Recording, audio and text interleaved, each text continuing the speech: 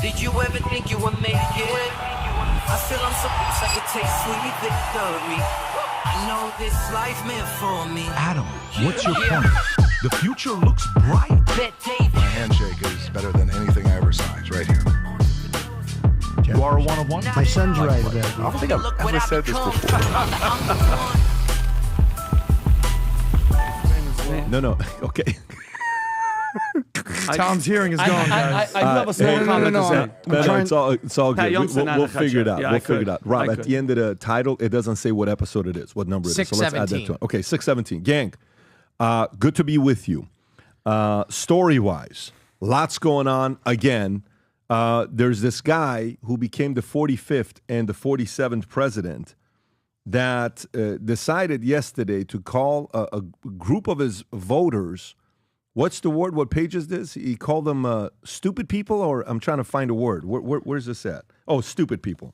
So we'll talk about that. I don't know if it's a good idea to, call your customers stupid or call your voters stupid, but maybe it's a strategy none of us have thought about that's going to be extremely strategic that we will definitely talk about in today's podcast. Then we have Trump unveils more than $100 billion in AI energy investments as part of a major push for U.S. to lead innovation over China. Apple backs Donald Trump in rare earth minerals push by investing $500 million in U.S. Mine. Ukrainians pray Agent Melania for turning Trump against Putin. What a weird story, okay? Trump disapproval rating hits record for second term. Tom's got some thoughts on that. I am sold on Trump. Ken Langone, who's an absolute beast of a guy, $4 or $5 billion guy, major business leader, reveals turnaround on views about Trump and tariffs. When Ken Langone speaks, people listen. This guy's, the NYU, I think one of the hospitals is named after him, and he's given a lot of money to a charity. Joe Rogan rips DOJ's handling of Epstein files and scathing rant against Trump administration. But not to worry, folks, because if you've seen the show, what is the show with Netflix, House of Cards, Kevin Spacey is demanding the release of the Epstein files. When Kevin Spacey comes out saying that, it's going to be released. I just want to let you know. Yep. Kevin is here, and so some good news. Suddenly, Republicans' lead is gone. GOP pollster describes how Elon Musk's America Party changes midterms. Queer pop star Boy George. Remember the "Do you really want still gay? Come a chameleon." So when you said Tom works out to that song, he was playing it when he walked in. It's a pretty motivation. Yeah. Always. Identity politics has not helped anyone, says Boy George. Chinese buyers grabbing up American homes. Border crossing plummets to historic lows. Trump's enforcement policy yield big results. Assaults on ICE officers surge 830% as Democrats caught doxing and physically assaulting agents. This is from the DHS. Tom's got some thoughts on that. Ethiopian asylum seeker, ready for this? Charged with 3 sexual assaults in 2 days, a week after arriving in UK on small boat after angry protests at migrant hotel. What a beautiful and safe place to be right now, to be in UK. 14 people arrested after anti-migrant riots in southern Spain. Oh, that's what you thought I was asking about. Got it. JP Morgan is now worth more than 3 largest rival companies combined, and Jamie Dimon's got a monopoly going on there. JP Morgan CEO reveals what's keeping American economy strong despite global challenges, and Bessent is not top Fed candidate, but very good, Trump says. Trump doesn't like it if people know what his next moves are, so he'll find a way to deflect and confuse people, even though it may be still Bessent. Who knows? Hassett grabs pole position in race to be Trump's new Fed chair. Barack Obama finally seen with his wife. Shocking. And he was on the podcast. Yeah. And they, right off the bat, went into the divorce rumors. And the way they spoke, it sounds like they're separated, the way they were talking to each other. Did you see the hug, the body language when they came in? It was like, it looked like they hadn't seen each other in months, is what it looked like. But, we'll... And you know what he said? Men need a gay friend to show. I'm going to show it later. Barack goes, everybody needs a gay friend. So you're friends with Barack now? He gave a list of 4 things that young men need. Well, listen, we know Adam's okay with that. When we just talked about that always. And by the way, there may be a new podcast being started by Adam and Ben and what was Dave it? Rubin. Portnoy. Portnoy. According Sorry. to Nick Fuentes. Nick Fuentes, So we're gonna The three best talk friends. about that. Yeah. That Ben anyone Shapiro can and have. Best friends that anybody can have. Ben. Best Shout out to the friends. Barstool and the Daily Whoopi Wire Goldberg, Valuetainment View Alignment. host lash out at Obama, Cuban for scolding Democrats. Whoopi is pissed at Mark Cuban and Obama. Oh, whoopee. The White House launches probe into the Autopen use in major escalation of cover-up controversy. Biden tells the New York Times he did not individually prove name of many pardoned via Autopen. Scandal of the century. Josh Hawley demands Biden staff secretary testify to Congress on Autopen. Rand Paul doubles down on holding Anthony Fauci accountable. Mark Cuban rips Zohran Mamdani's pledges to freeze rent, make groceries cheap. None of that shit has a chance, says Mark Cuban. Joy Reid claims MAGA voters will sacrifice their daughters to please Trump. All right, so that's that so far. And then on this side, Trump terminates federal funding for California's $135 billion high-speed rail boondoggle, Train to Nowhere. And Trump was reelected with help from podcasters like Rogan. Is he losing their support over Epstein and Iran? That's ABC News. Trump calls MAGA-based stupid people. Gavin Newsom says he can't say whether 8 is too young for transition genders. Is this the one with Sean Reinrob? Yes, sir. Holy moly. Evangelicals rehearse ancient red heifer ritual linked to Jerusalem temple prophecy. Chicago Public Schools District cut 1,450 jobs, target teachers and special education support amid $734 million deficit. We'll go into that as well. And turn gyms into homeless shelters for illegal aliens. And Pat, did you see the CEO of Astronomer getting caught on those Jumbotron like kiss cams with his HR, and he's married? Did you see? Seriously? Yeah. You seen this stuff? Rob, me and Rob saw before. Do they have clothes on? Because we can't No, show they it have if they're clothes naked. on, Okay. but when you see it, you're not going to believe it. Okay. Okay, we'll All show. right. Yeah. Well, we'll do that. I just You're want to not make sure. gonna I don't believe want you to show something that No. all of a sudden No, there's no. clothes. It's All real. right. Yeah. Okay. All right. Well, gang, before we get into the podcast, remember about a month ago, I was wearing this hat, and I said, this is officially my top 3 favorite hats. Sick. Future looks bright. The colors here, absolutely sick. I can wear this with exactly what I have on right now. Matter of fact, I'm going to just put it on. I love this hat. It doesn't okay? match, by the way. Huh? It doesn't match. I love this hat. I absolutely love this hat. It's officially out. It's limited edition. It's one of the numbered ones that we do that comes in the box when we mail it out to you, and it's numbered out of 1 out of 250. You guys already know what happens with our numbered stuff. If you go on eBay, Rob, and you type in Future Looks Bright, you'll see our material and our merch is there all over the place. But preferably, I want you to buy this stuff to wear it. But if you, for some of you buy it and put it on eBay. If you can keep going lower and lower and lower, you'll see all this stuff priced at, some of them are ridiculous numbers that people put them up here to sell them at, especially the numbered ones. But for some of you that are diehard fans of the Future Looks Bright gear, the new limited edition, 1 out of 250 is here, numbered. And this is, again, my top 3 favorite hat. We've had Future Looks Bright, the blue one. Go to vtmerch.com, place an order, get one for yourself. Some of you guys that are on the email list and on Connect Circle's merch circle that we have, you are told about this before anybody else. So a ton of them sold out last night and early this morning. All I'm saying is place the order. This will sell out in the next hour or two. You don't want to come back to us and say, how can I get one of these? We can't sell it to you. You got to go on eBay to buy them. And it'll definitely be at a different price than the $99. So go to vtmerch.com, place your order. Limited edition Future Looks Bright hat is here. All right. First story I want to go into is with Ken Langone, okay?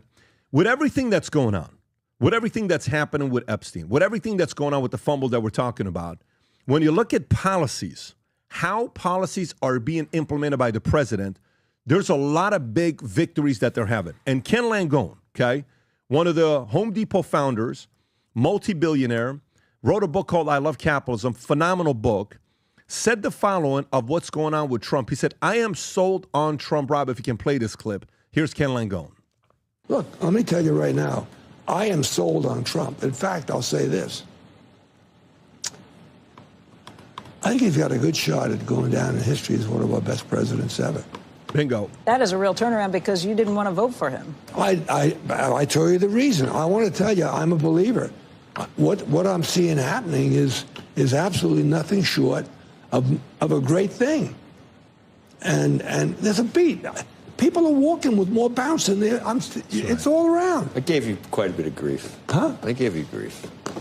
You give me grief? I gave you grief when it was a binary choice. You're still complaining about Trump and it was a binary choice. It's like, are you kidding me? Knowledge implies one thing. When you made a mistake, admit it. Okay. Good for him. I think this guy is turning out to be a president. Right. One of the pilots on that miraculous trip to Iran that we wiped out, whatever the hell we wiped out. Right. He said, you're the only guy that in the presidency that would have done what you did. One of the pilots said that. Yeah. And you know what? He's probably right. By the way, I said $4 billion guy. He's a $9 billion guy. Ken Langone says it makes a comment like this about Trump with everything that's going on. This guy's given $300 million to NYU School of Medicine. Okay, $200 million gifts made to 2008 and 2018. He's not a Trump guy. This is what most people don't realize. This is a guy that gave $10 million to the Stearns part-time MBA program, $11 million donated to Bucknell University, $5 million to the Animal Medical Center in New York. This guy's been given money he's given nearly over $500 million of his wealth away. Okay, is what he's done. And he wrote a book, I Love Capitalism. There's a story in there I want to tell, but I want to first go to Adam with this, and then I'll tell the story. Go ahead, Adam. Your thoughts on the story. So I believe this is a major function of the Trump's third term. We don't have any other presidents that in our lifetime who've basically said, listen, time out, you're going to go sit on the bench for 4 years, study, come back, and do better your second time around. Trump 2.0 is a masterclass versus Trump 1.0 was sort of a train wreck. He knows where all the quote-unquote bodies are buried this time. He knows what's going on in the swamp. He knows what's going on in the Republican side of things. He knows what's going on the Democratic side of things. So you're going to just do better. When he came into office, when we had Eric Trump here, I said, how much more equipped are you guys this time around than the first time around? He goes, oh, it's not even close. And he full on admitted we had no clue what we were doing. And that's the reality of this situation. Trump is now basically on his 10th year of being the president of the United States, and he's implementing his agenda. And here's the kicker. He don't give a shit if certain people don't like certain things. He's not running for re-election. He doesn't basically have that worry where, oh, people are going to upset me. Trump has thick skin. Everyone criticized Trump for having thin skin the first time around. Oh, he's thin-skinned. He's attacking everybody. He can't let anything go. At this point, the only thing he's still attacking the first time around was Rosie O'Donnell. At this point, he's like, I don't care. Say what you want to say. And it's giving cover for his agenda. There's a lot of people upset with Trump for certain things these days that were not in his top 20 list. And he basically says, I don't give a shit. I'm going to do what I want to do. I'm going to win. America's going to be great again. And everyone else who was doubting him is now falling in line in lockstep. Tom, your thoughts on this story? I'll tell you, first of all, hats off to Ken Langone, because he's showing leadership that is tough, direct, and humble without being weak. And he plainly says, you know what? You know how many decisions this guy has made in his life, key decisions, Home Depot and the business he's run, and they get it wrong? If they get it right every time, in 15 years, you could have a monopoly in any market. If every single decision you make is right. And he's coming out saying, you know what? I didn't sue him. Becky Quick was called him on that. He says, I didn't. And I'm supporting him now. I think he's getting it right. And there was a quote that wasn't in the video that Ken made, which I thought was interesting. He says, I think, damn it, give Trump credit. His instincts are good, and there are things that need to be fixed. And so look what he's focusing on. Make a decision, Mr. President, and let's fix something. And you're not going to get it right every time. And I think that's strong. And I agree with what Adam just said as echoed, because I sat right here when Eric Trump said it isn't even close. We have a different vetting process. We have learned. We got things going. And so now it's on a different thing. But this is only one side of what's going on right now. So you could look at this. You could look at the AI energy investment. You look at Apple putting $500 million into the rare earth minerals in Las Vegas project.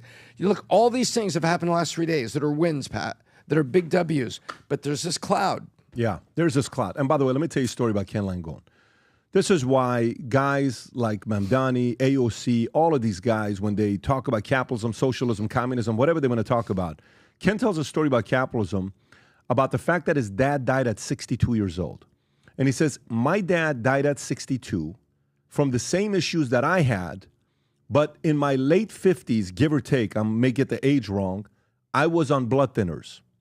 And blood thinners, if my dad had access to blood thinners, which were not around when he died at 62, my dad would have lived to 80, 90 years old. By the way, do you know how old Ken Langone is right now? 90? How old is he? I think. What's his age? 1935, 89. He'll be 90 years old in less than a month. Okay, in exactly 2 months, he'll be 90 years old. Because of blood thinners. How did blood thinners come out? Because of capitalism. Why is it because of capitalism? There's an incentive to create a solution for a problem. Certain ways of getting that blood thinner on. My dad's been on blood thinners for God knows how many years. He's 83 years old. So common sense prevails, and I love the fact that he says I was wrong. This guy's doing the right job. Now, let's go to the next part. Last night, we're at the boardroom till 11 o'clock at night with some interesting people who are connected on the political side, and we're having conversation. I'm like, hey, one of the guys that was there, I said, what's up with this Epstein stuff? Why is he not letting this go? You screwed up. You had a fumble, but you're not letting it go. You keep bringing it back up. There is not a single person that's bringing more attention to the Epstein than Trump. Not one.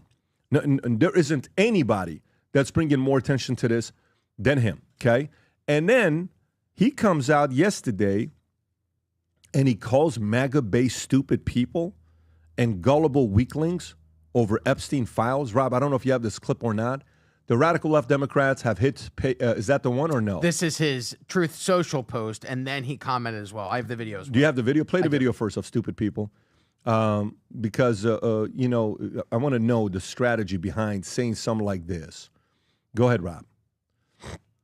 All this intrigue over the Epstein files, but I do want to ask you to clarify something you said this morning. You said this was all a hoax. Has your attorney general told you this was a hoax? What evidence have you seen? No, it's not the attorney general. No, I know it's a hoax. It's started by Democrats. It's been run by the Democrats for 4 years. You had Christopher Wray and these characters and Comey before him, and it's a bad group. He's saying Comey and Wray have been running on Epstein. He's doing his, the 51 agents, the intelligence, so-called intelligence agents, it was a hoax. It's all been a big hoax that's perpetrated by the Democrats. And some stupid Republicans and foolish Republicans fall into the net. And so they try and do the Democrats' work. The Democrats are good for nothing other than these hoaxes. They're bad for policy. They're bad for picking candidates that can get elected. Like in New York, we have a communist running. He may get elected too, actually, but he'll destroy the city. No, it's I call it the Epstein hoax. It takes a lot of time and effort. Instead of talking about the great achievements we've had. Pause it right there, Rob. Okay, so Tom, one end, resume, a lot of victories. On this end, Epstein, he's not letting it go. Now he's calling stupid people. I've not heard a strategy where you call your customer stupid or you call your voter base stupid. How do you process this? Well, I have trouble with it. I have trouble with the word stupid and hoax. So it was not a hoax when Southern District of New York, in cooperation with Florida authorities, found 22 girls that were in the original indictment. We're talking about the Epstein's Florida indictment, which was in the early 2000s. It has nothing to do with Russia, correct? Comey, none of that bullshit that he's talking about. But it was girls going to the island, girls here, things that happened, and it was all there. And then a prosecutor dropped it down to one charge of solicitation, and then like solicitation with intent. The whole thing was dropped down, stuck in a drawer. But the data was there, the evidence was there, all of that was there. So that part was not a hoax. You take a look at, the Crown, England. They were upset with Prince Andrew. The picture was real. The encounter was real. Things that happened with there. That was not a hoax. He was over there with Epstein and Virginia Giuffre, and that's happened. That's not a hoax. So it's not a hoax. It's not like the Steele dossier that was a pack of paper that was proved to be fraudulently written and it was a hoax. You've got all these things that have happened. So I have a problem with the word hoax. You could say overplayed, overblown. You can say a lot of things, but hoax. But then, calling people stupid, they're not stupid. They want answers. They want to know about JFK. They want to know about RFK, Sr. They want to know about MLK. Did we, through intelligence agencies, FBI, CIA, have a hand in doing things to our own? And then, yes, they want to know what the hell is going on with Epstein. And then to say you're all dumb and you're falling for a hoax. I don't know if that's how you energize your base or you get the base to move in a certain direction. How do you process that? Well, listen, saying all the loser and all that stuff, we've been hearing that talk. But to say I don't want your support anymore. I've been here fairly close to me, like 2 feet away from me. Very, very. Losers. A lot of losers around here. Losers, stupid people. Yeah, but right in this area. I don't want to interrupt. Not so much here. Here. Not so much here. But right here. Yeah. Loserville. What a shitty thing to say. Like people like us, people like me, people like you, people like Tom that have been ride or die with this guy for 10 years through all the smear jobs, all the witch hunt, all the hit pieces, Russia collusion, Hillary's bullshit, impeachment 1, impeachment 2, fake indictments, lawfare, COVID, all the jab mandates, all that. People lost everything. We lost jobs. We lost families. People died. People were censored, blacklisted just for saying his name. I was in California, guys. I was in the belly of the beast, of the biggest Trump-hating, red hat, punching people in the face, that whole thing. I'm not taking away from him. He's the president. He's gone through a ridiculous journey, including getting shot in the head, okay? All right? We were in the trenches with you, okay? And now what? Because we're questioning one thing. Jeffrey Epstein, suddenly we're the enemy. We're the losers. We're the idiots. Look away. Shut up. It's Russia collusion. That's horse shit, okay? This Epstein's been going on since early 2000s, what? Maybe even the 90s he was doing this perverted stuff. You don't get to do that. I'm sorry. And everybody always thinks that we're always on the Trump train and we don't have any criticism. I'm sorry, bro. You don't do that shit. You don't spit in our faces. Everything that we've been through. Pat, I've lost not only friendships, I've lost family members I don't even talk to anymore because of this shit. And then you're going to come out and tell us, like, I don't need your support, I don't need you. Okay, have that attitude. And you're going to see it make these people lose. 2006, the midterms, you're going to lose that type of freaking support and anybody attached to his name. If Eric tries to run, if anybody with the Trump name 2028 tries to run, this is going to be hanging over the head because now the trust is lost. Okay, we're the idiots. You think it's going to hurt the entire last name? 100%. And I'm going to be this guy, Pat. We cannot let this shit go. I'm actually happy. I'm happy. I know people are probably like, we're tired of it. Move on. We're on. What's today? Thursday? I'm so happy that we're still talking about this. We're only talking about it because he's talking about it. Thank you. Yeah. So guess what? And I'm sorry, shut up about it. You should have just said, guys, it's done, it's over. But it's getting back to the root, Pat, getting back to the root. What changed? What happened? Something shifted. There wasn't all of a sudden, no, you guys are idiots, shut up. I have an idea. I have one too, and I think the majority of the people know what is happening. I don't know, because the relationship. I know what it is. What is it? I don't know. No, I mean, let me do this. There's so many layers to it, but I'm starting to piece everything together, and it's like something shifted. All of a sudden, this relationship, Bibi, all this goes back to me, to Bibi and Israel and Mossad, because Trump was going. There it is. I'm just. Go ahead. Adam. No, I'm sorry. Keep going. Connecting the dots makes me that guy. It's like I don't think that's the case. I think that's one of the main things. I think it's one of handful of things. I don't think that's the main one. So what would you think is? I think it's one of a handful of things. Here's Rogan, by the way. You want to play the clip with Rogan? Here's what Joe had to say about the deal with Epstein. They've got videotape, and all of a sudden they don't. You know, you have the director of the FBI on this show saying there's no. If there was, nothing you're looking for is on those tapes. Like what? Why did they say there was thousands of hours of tapes of people doing horrible shit? Why did they say that? Right. Didn't Pam Bondi say that? What, are you talking about Epstein or Diddy? Yeah, Epstein. Yeah, she said it literally, I think, a week before you had the FBI. So you're hearing now this conversation being all over the place. Kevin Spacey's coming out saying, release the files. Alan Dershowitz, release the files. All this stuff that, release. Speaker Johnson was, is this the one about him talking about Epstein? Yes, sir. He had a different position he was taking here. Go ahead and play this clip. I'm for transparency. We're intellectually consistent in this. Look, Reagan used to tell us we should trust the American people. I believe in that principle. I know President Trump does as well, and I trust him. I mean, he put together a team of his choosing, and they're doing a great job.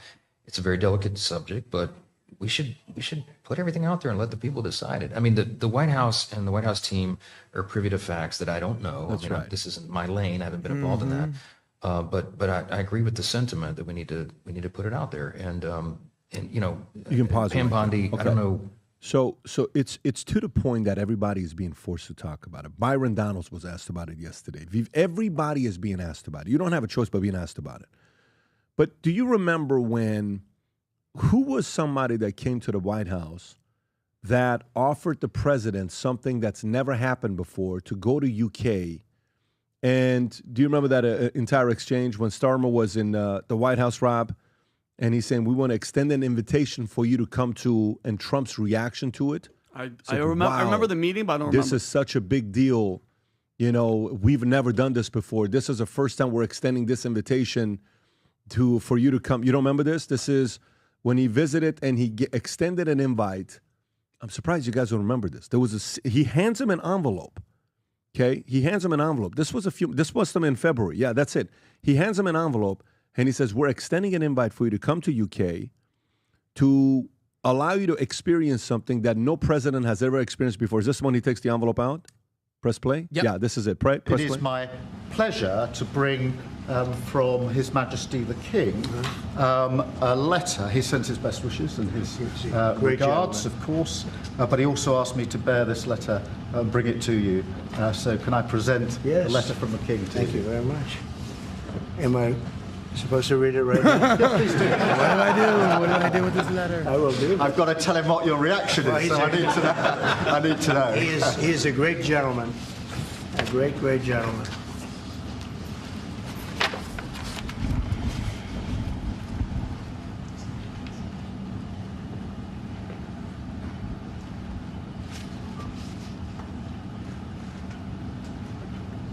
Oh, that's well. Well, that is really nice. I must make sure his signature's on that. Otherwise, it's not quite as meaningful. It is, and that's quite a signature, isn't it? Beautiful. He's a beautiful man, a wonderful man, and we appreciate it. I've known him, gotten to know him very well, actually. Yeah. First term and now second term. Perhaps you'd like to say what that very important paragraph. Yes, so this is a letter from His Majesty the King. It's an invitation for a second state visit. This is really special. This has never happened before. This is unprecedented. Okay. Stay with me here.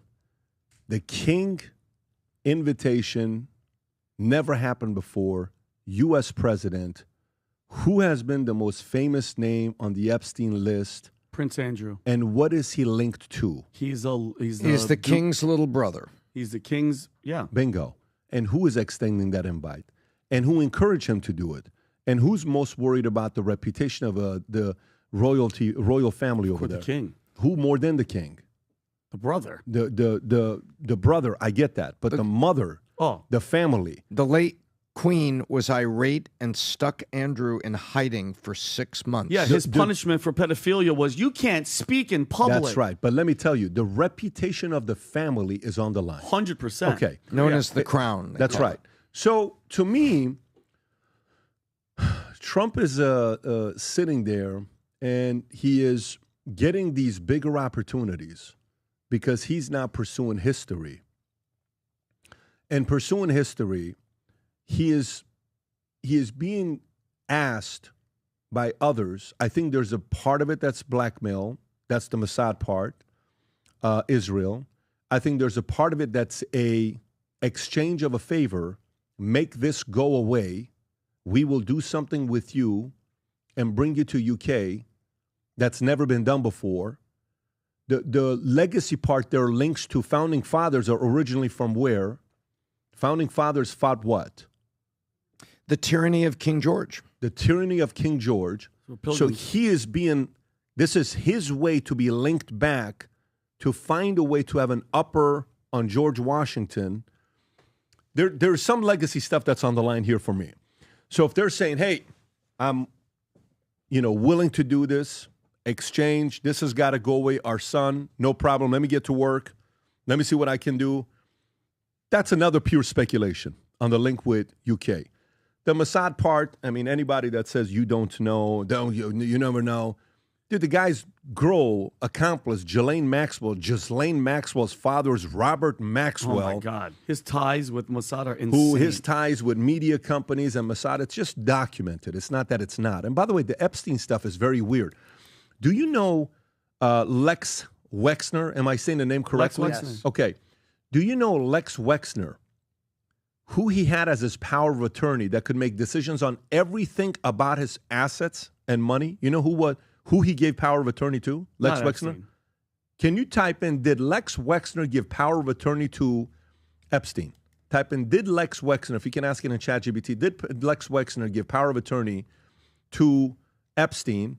So watch this here. At one point, he gave a form. Wow. Look at this. What? Lex Wexner gave a full power of attorney to Epstein in 1991. Why?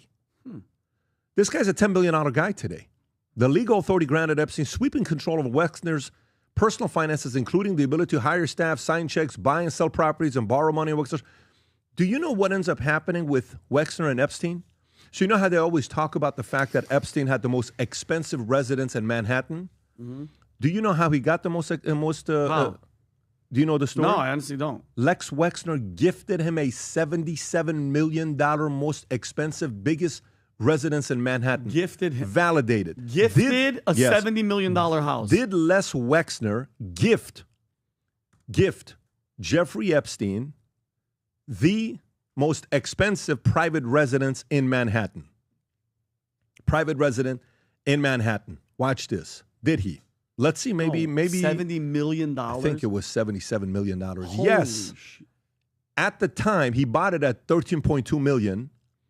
When he gave it to him, reportedly Epstein formally acquired the house from Wexner, reportedly around $20 million, and he gave it to him as a form of a gift, $0. Today, it's valued at $56 to $77 million. Why would he gift him? I mean, on every day we get gifts like this. Now, what is Lex Wexner tied to? What controversy does Lex Wexner have? Victoria's Secret? A lot of stuff that this guy's got controversy tied to him. So now, you go to, his property in New Mexico. Are you familiar with Jeffrey Epstein's property in New Mexico? No, Are you but familiar with no, that but one, not to Tom? cut you off. Is that Pat? That location is in Manhattan, correct? Yes. Do you know who his next door neighbor was? Who? You'll never guess. Who? He was just in that video next to Trump that you on the tarmac. Did he? Howard Lutnick. Is Howard Lutnick neighbors with Jeffrey Epstein in New York on 11 East Street, 71st Street? I don't know the link between those two. No, I'm just saying they're literally next door listen, neighbors. bro, when you're rich that's kind of and like powerful in New York City. Somebody saying, "Did you know Yeah. Patrick Boom. Bet-David is neighbors with Messi? Messi?" Yeah, I don't. it's I don't because know. they're the only guys that can afford the neighborhood. But listen, Jeffrey Epstein. I get that, but let me continue a little bit more. So, Do you know yes. Epstein had one property that nobody talks about, the 8,000 acre Zorro Ranch in New Mexico? You ever heard about this property? I've heard of it through you, but I never did that If you much. type in this property, it's 8,000 acres. Do you know what he was doing here? Transhumanism. What's that? Okay, so he was trying to find a way to pass his DNA and populate Epstein kids my God. through his DNA So because Elon he was Musk, interested in eugenics and a bunch of different things, and he had multiple helipads. There's a lot of weird things. Do you know 2 days before he allegedly killed himself is when he created a trust that he moved his $577 million to called the 1953 Trust? Do you know he did that 2 days before he killed himself? There are just too many weird things. So 2 days before you commit suicide. Yeah. And then, it's do you still know, active? apparently, huh? And it's still active? It's still active. And by the way, that money, that $577 million in that trust is still moving till today. It went all the way down to $40 million. It just got another $114 million. I think it's around $150 million right now, and it's moving. So that trust is constantly moving. It's called the 1953 Trust. 2 days before, there you go, 2 days before his death, he signed a new will that transferred his entire fortune to this trust called the 1953 Trust. 2 days before, little suspect. So, just too many things that are suspect. So the more and more and more the president brings attention to it, the more and more and more causes average day-to-day people to research, to get a little bit deeper and say, by the way, think about the people that take one story to be interested in Epstein. Mm-hmm. Then think about people that need 5 people to mention it to be interested in Epstein. Mm-hmm. Then think about people that need 50 people. Then think about people that were never interested, the bottom 50% that now the president keeps talking about. You're forcing those guys to not be interested. Mm-hmm. You're doing it because you keep talking about it. No one's bringing more attention to this than him. So either fire a few people, refocus your attention on all the great things that you're doing, or guess what? Stop talking about it. Make a choice. One of those two. Adam, thoughts? I mean, there's so much to unpack here. I'd like to play maybe a little game, if I may, before you tell me what's my point. The point is I want to play a game.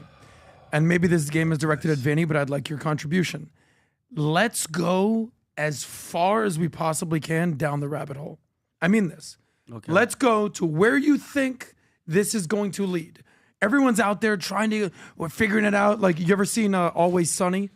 Not really. You ever seen Always Sunny? Can you show that image? Because this is kind of where I think we're headed. Is Charlie from Always Sunny is like, you know what's going on here? This guy found him, and he found him, blah, blah, blah, blah, blah. And it turned out, bro, you haven't slept in weeks. I'm not saying that about you. I'm saying when you go down a road, what I want to do. He's talking about you. Maybe I am. Talking about My stupid loser friend, Vinny. Go ahead. Love you, bro. Go ahead. But let's go down as far as down the rabbit hole. Because as you know, I'll go down like the rabbit hole. Like, Can take you a just look. get there already? Guys, Adam? you know Get what? in the hole. Everyone can rant forever. I go 30 seconds. What's your point? Get in your hole. I'm done with that. Not what's your point. Get to the point. I'm getting to the point, guys. Go. I want to go down the rabbit hole because I'll go take a look and be like, nah, don't want to go. Get to the rabbit hole.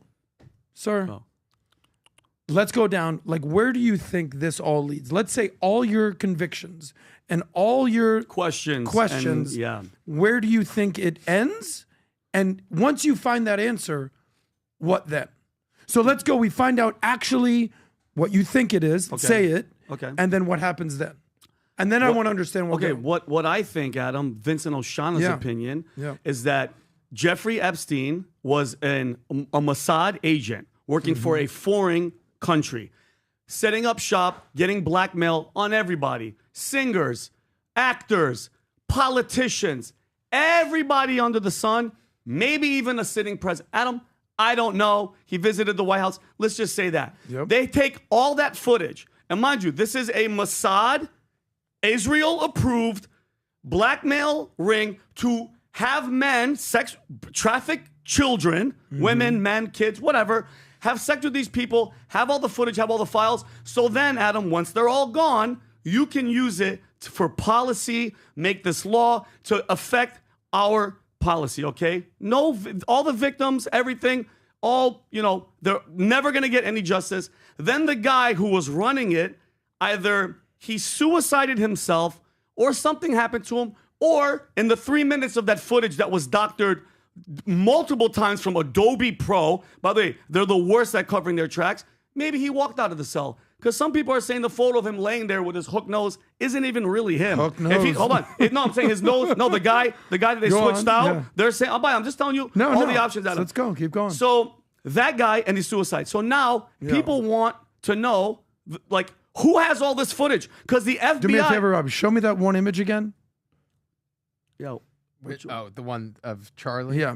Keep going, Rob. Yeah. Go ahead, Vinny. Yeah. Keep going. Okay. So, and the FBI's chain of custody, guys, I don't know if you I'm know just this or looking at not. Vinny. The FBI's chain of, it's documented, it's processed, evidence remains intact. So in the Epstein case, the FBI seized, Adam, 300 gigabytes. That's a lot. Okay. Data on his property, videos, hard drives, CDs labeled with disturbing titles, official records. So, Adam, the FBI has strict, crazy protocols. What happened to all of it, Adam? Okay. Hold on, Adam. Whistleblowers even say that, all of this was here. Now, all of a sudden, Adam, it's all gone. Okay, so you know what that means, Adam? Mossad, Israel government, has all the footage. They have all the dirt, and they're influencing our policy. The president of the United States, Adam, has flipped and changed his tune like that. Okay. Like that. So, Adam, I have a problem, and I'm pretty sure the majority of the losers and the idiots that you think are out here watching it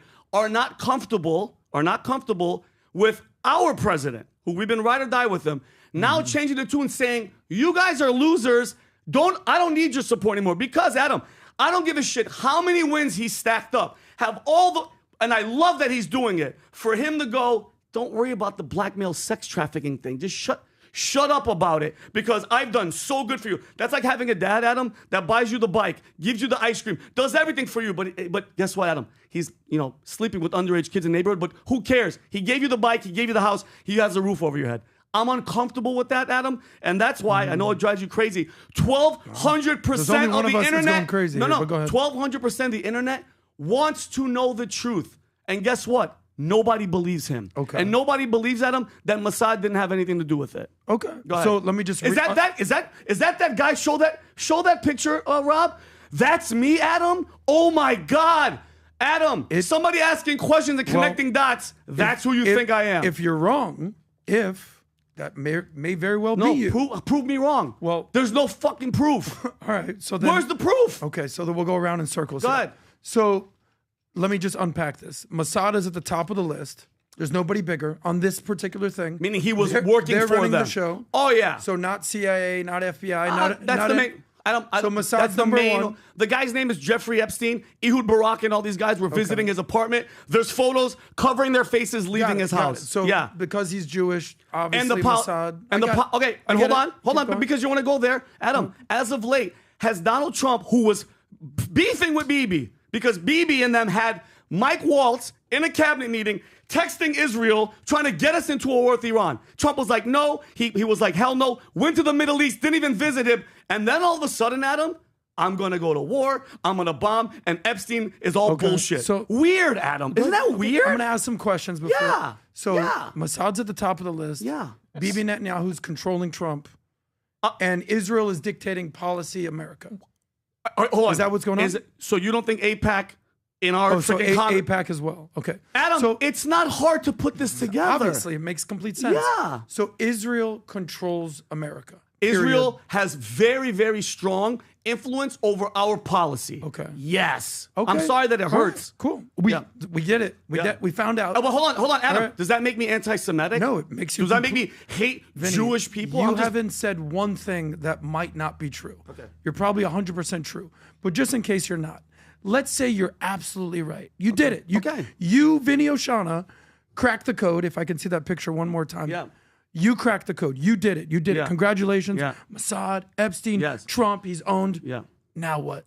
What do you mean? What do you want to do now? You cracked the code. Now what? Everybody that was involved, Adam, goes to jail. Okay. There's a trial and you go to jail. Okay. Look how easy that is. And Adam, you know why I can be critical as well? How much American dollars goes to Israel every year? Anybody want to guess? $3 billion. So you know what that means? I can have any opinion I want because my money is invested in that group. Well, there's a lot of countries that I don't care. Then I can talk about all of them. So that's the only. So let's talk about every other country. Jail.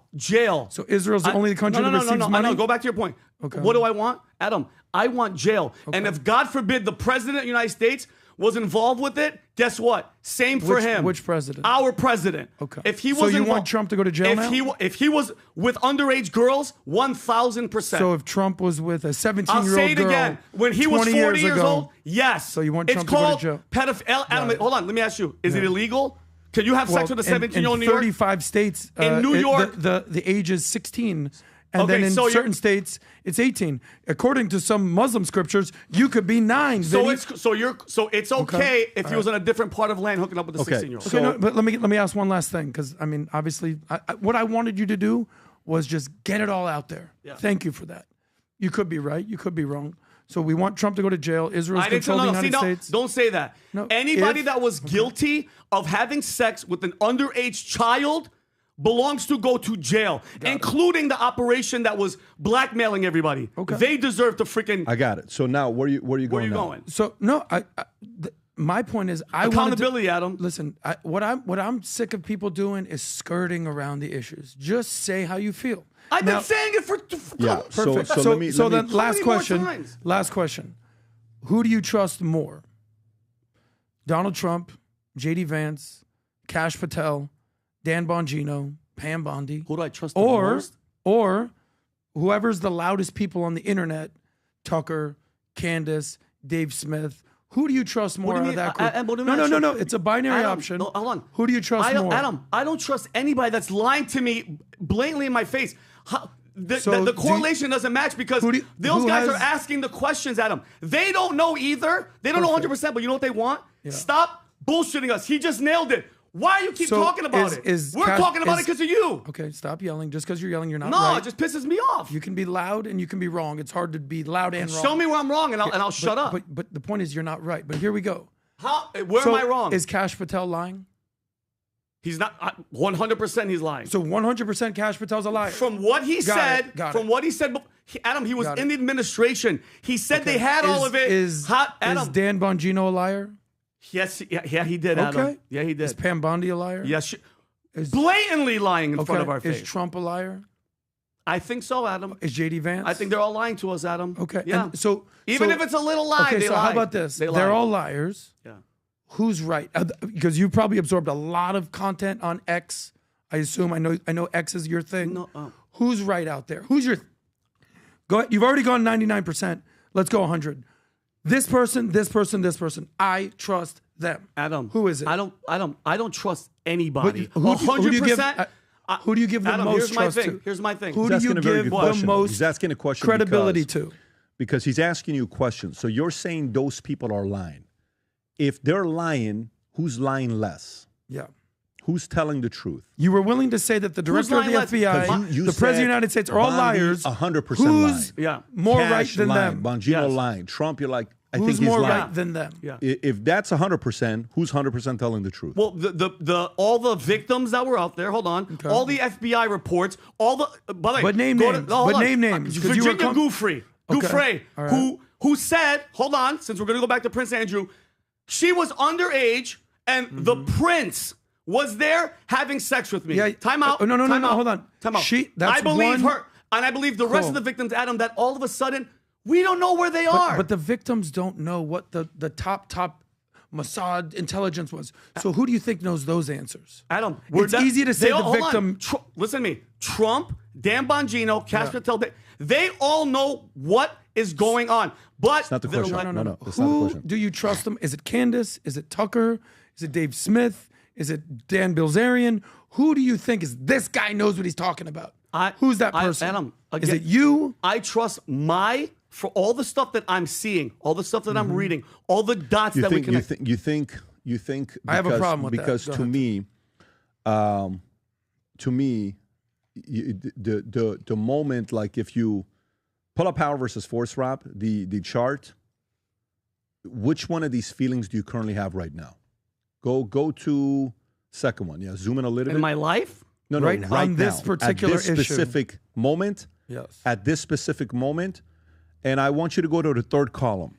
You know where it says level? So go all the way to the bottom. Shame, guilt, apathy, grief, fear, desire, anger, pride, courage. I'm angry. Okay. I'm obviously angry. Okay. Angry patriot. So, by the way, look at his shirt. No. But by the way, I get it. Bless you, sir. So you're angry. Yes. And how many people you think are feeling that way as well? A lot of people. What do you think it is? From our base. Oh, from our base, 90% are furious. I don't think it's 90%. I think honestly, it's 20 to 30%. Okay, and I'll tell you why, and I'll kind of walk it through why I think it's 20 to 30%. So, which people here, like, where do you put Trump right now in the way he's handling Epstein? How is Trump handling Epstein right now? I'd put him in the acceptance and reason category in power. I actually don't. Trump in this? Yeah. Where does Trump in this, right? On the way he's handling the Epstein. Would you go fear? I would put fear. He's scared. I think, Tom, where would you put him? It's funny you said that. I said I was about to say fear, or I jump up to pride, Yeah. demanding, and scorn. Yeah, that's where I'm at. Yeah. By the way, both of you are wrong. Both parties. Like, trust me, I'm angry. I'm not in a right state to decipher what's going on because I'm coming from an angry place. You know, like, Tico, where he's at and what we're talking about before. Yeah. How can we not do something? Like, how are we feeling? Where are we at? We're in what? We're in guilt, anger, kind of a little pride. Yeah, I'm right? When it comes to him, I'm very like, dude. That's right. Yeah. But guess what? Yeah. Dude, maybe we have to he's having joy. Willing and accept the fact that he's growing up. Yeah. And we have to go there. So for me, when I'm sitting here watching this is what I think about. You've been with me in different environments, right? Okay. Where do we go to where people stop us nonstop and we can't leave? UFC. Okay, so UFC. If we go to Sporting. UFC fight, guess what it is? We can't even walk without being insane. stopped, right? It's Okay. insane. Give me the other sport. Like what's Baseball. Baseball, Yankees, we go there. Yankees for sure. Give me where we go, nobody stops us. Synagogue. No, but where do we go that no one stops us? Tom, where do we go that nobody stops us? We were at F1. We went to F1. 5 people stopped us. Okay, so I was going to say New York, but New York was surprisingly like people knew. No, Hamptons. You're talking about, knows, No, Hamptons was. But the point is, if we go in different markets, if I'm in LA, I'm stopped by people that don't like what we talk about. To have a conversation. That's right. Yeah. And you know, he witnessed this one time when we're leaving one of the presidential debates and we're at Yoshinoya. Oh, yeah, that was great. So what's the moral of the story? If we hang out at UFC fights all day, we think we're so popular. We're not. If we only go to Formula One races, we think we have a very small podcast. Damn, we're doing a shitty job. We're not. If we go to, you know, a place where they hate us and what we stand for, like let's say you and I go and walk in the streets of, I don't know, Chaz, or if we go into Berkeley, oh my God, that's not true. That's not the case. But if you go to a place in Florida, oh my God, we love you guys. That's also not the case. So if you spend most of your time of social media on X, I hate to say it to you, you're brainwashed. I'm just being straight up. If most of the time people are on X, you are absolutely brainwashed. Yep. If you're on Fox News, you're brainwashed. If you're only on CNN, you're brainwashed. If you're only on, you know, certain podcasts, you're brainwashed. If you only read the Journal, you're brainwashed. If you only... You have to be able to kind of take that emotion that you're having and you're like, whoa, because 90% you're X, right? So who's on X? Who has... X is not all of America. No. X is 20% of America. That makes it seem like it's 100% of America. It's not. There are a lot of people that don't care about this topic. I do. I got 4 kids. I care about it. And I also care about the fact that if you tell me you're going to do something, do it. I'm that guy. So I'm literal. I'm going to hold you to it. Go through and tell me what you're going to, even if it's bad news, drop it. I want to process it. But things are directed. So the biggest challenge as we're going through this, if you spend a lot of time on X, you naturally will start hating Israel more and more and more. Naturally, you're going to. Naturally. If you're on X, you're naturally going to have a certain level of animosity and skepticism towards everything being tied to Israel and Mossad. Naturally. Naturally. If you're in Fox News and all you do is work around Fox News all day, you're naturally going to be pro-Israel because you're there and you hear what they're talking about, right? If you go to a Christian church that has got an Israel flag on the side, you're naturally, you understand? You're like, why did they have the Israel flag next to an American flag? Remember that one time you and I talked about it? Yeah. You're naturally going to have that. And you have to be able to control that, you know, oh my God. You have to be okay, whoa, relax, pump the brakes.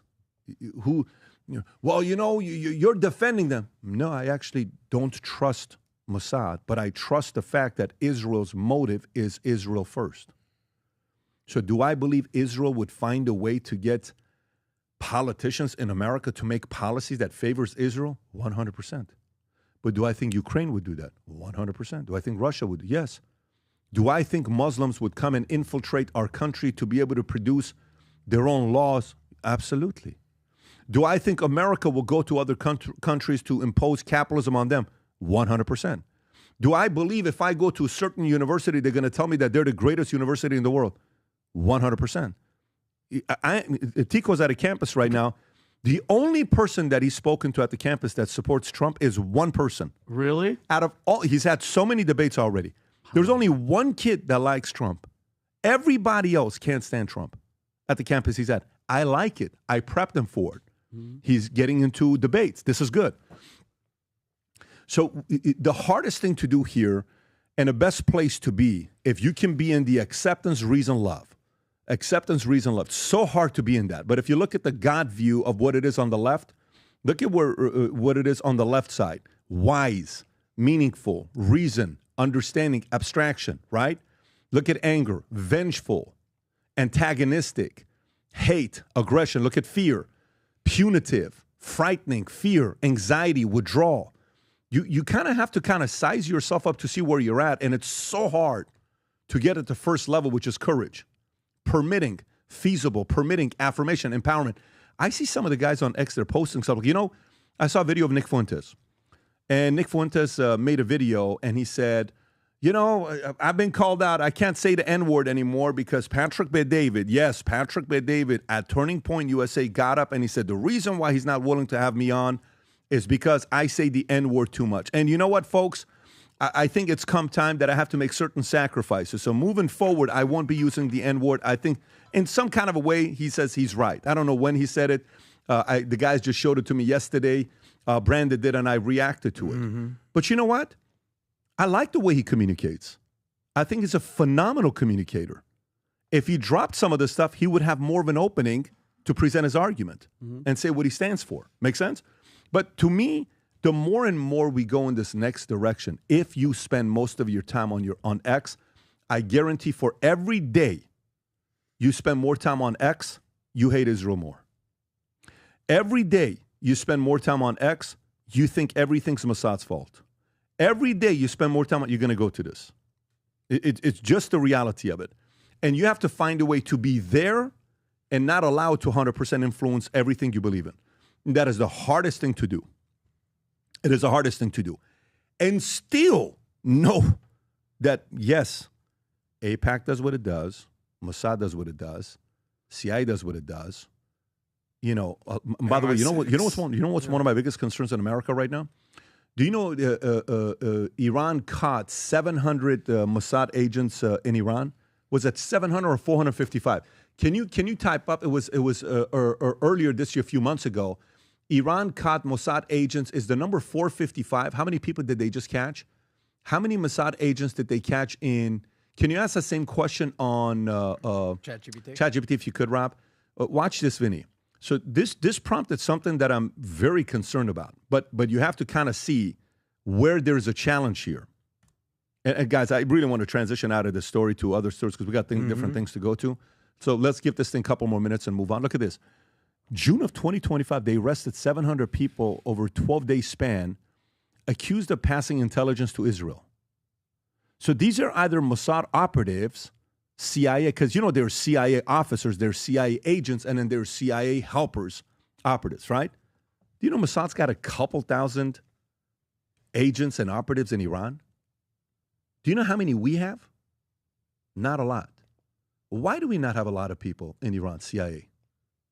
Actually, simplify why we don't have it. It's harder for CIA to get in there than it is for Mossad agents to get there. To simplify it. Why is that? Well, let's make some assumptions. What percentage of the Mossad agents do you think are Jewish versus want to see bring down the regime?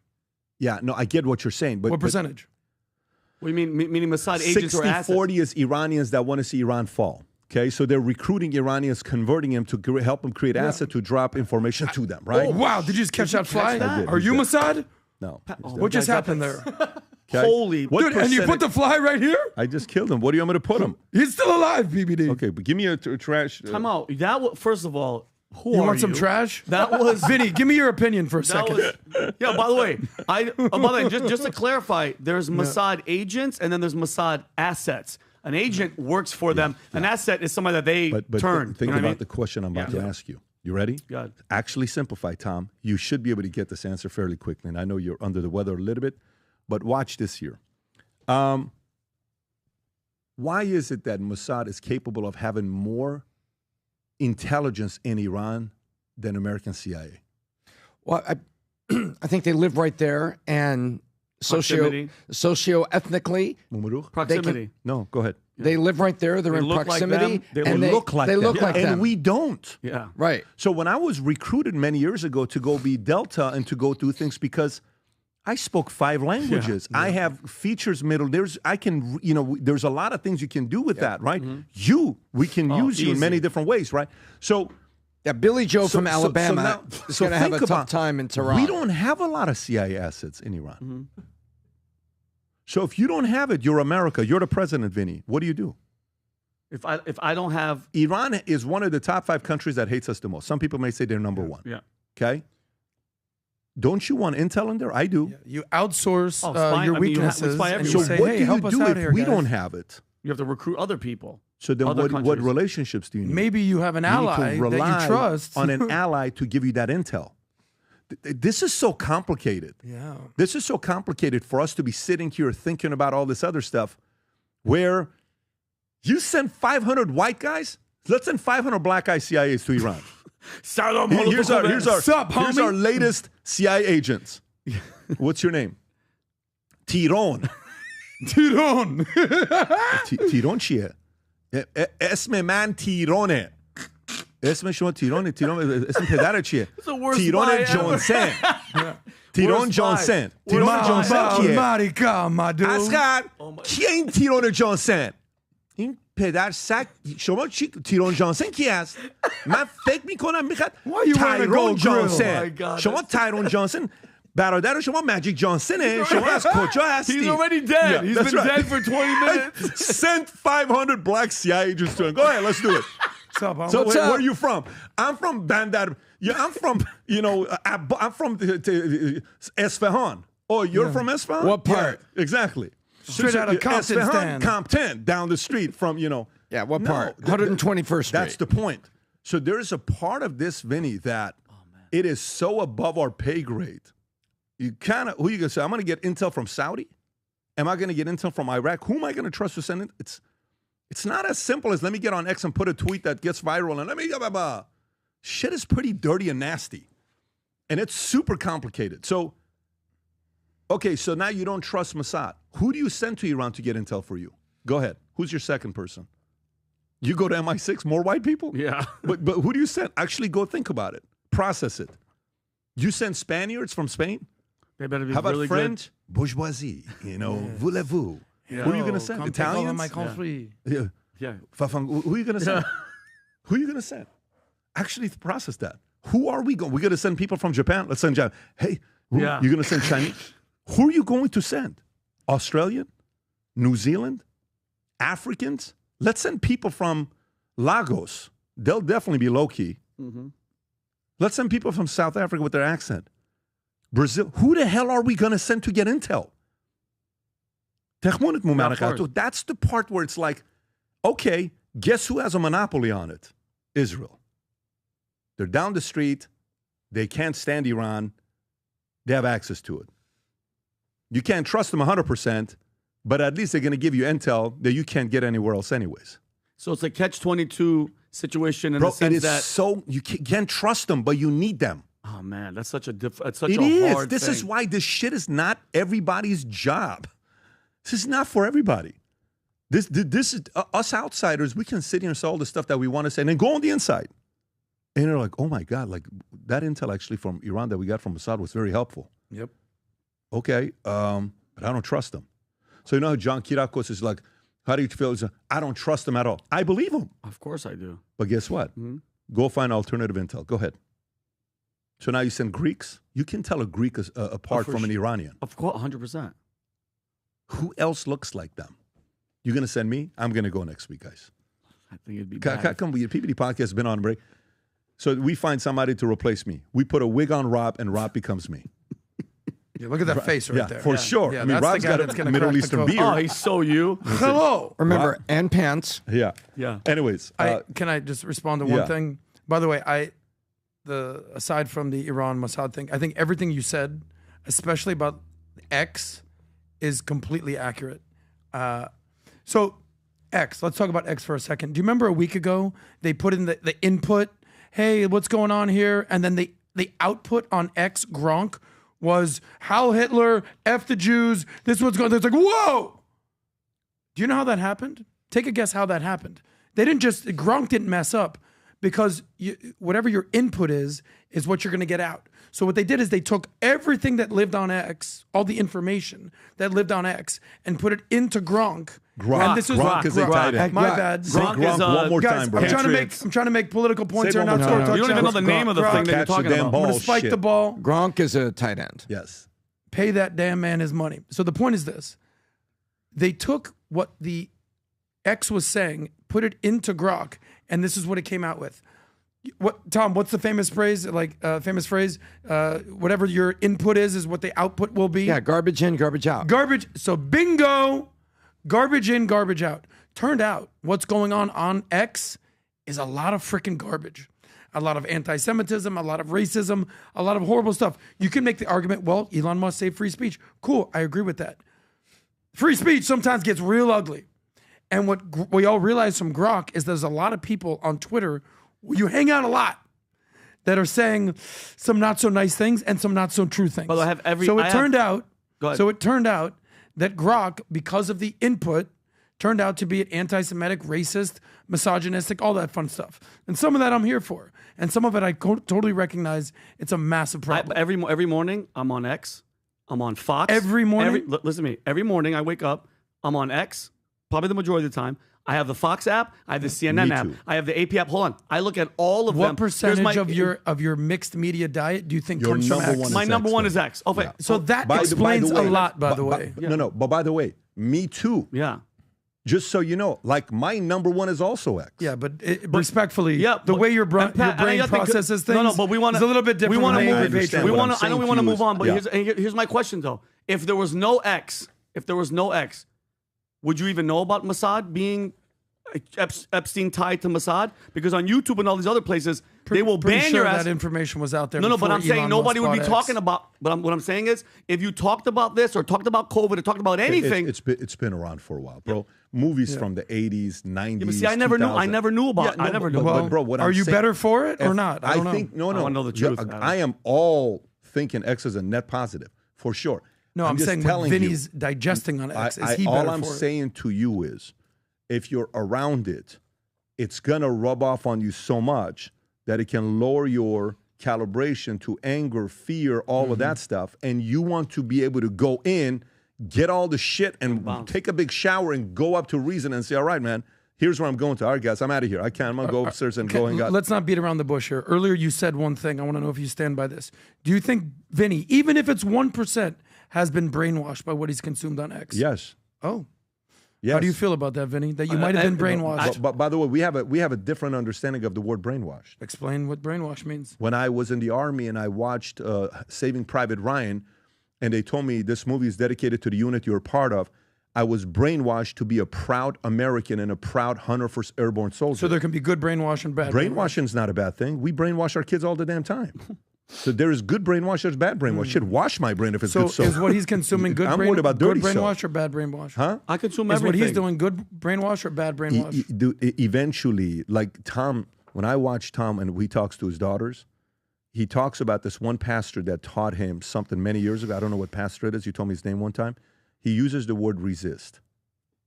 He teaches Bailey and Brooke about learning how to resist. Resist. What is Bailey going to do? What is Brooke going to do? They're attracted to them. Guys, they have to learn how to resist from bad decisions, bad influence. You have to learn as a grown man how to resist bad ideas. Yep. And to jump to conclusions. It's not an easy thing to do.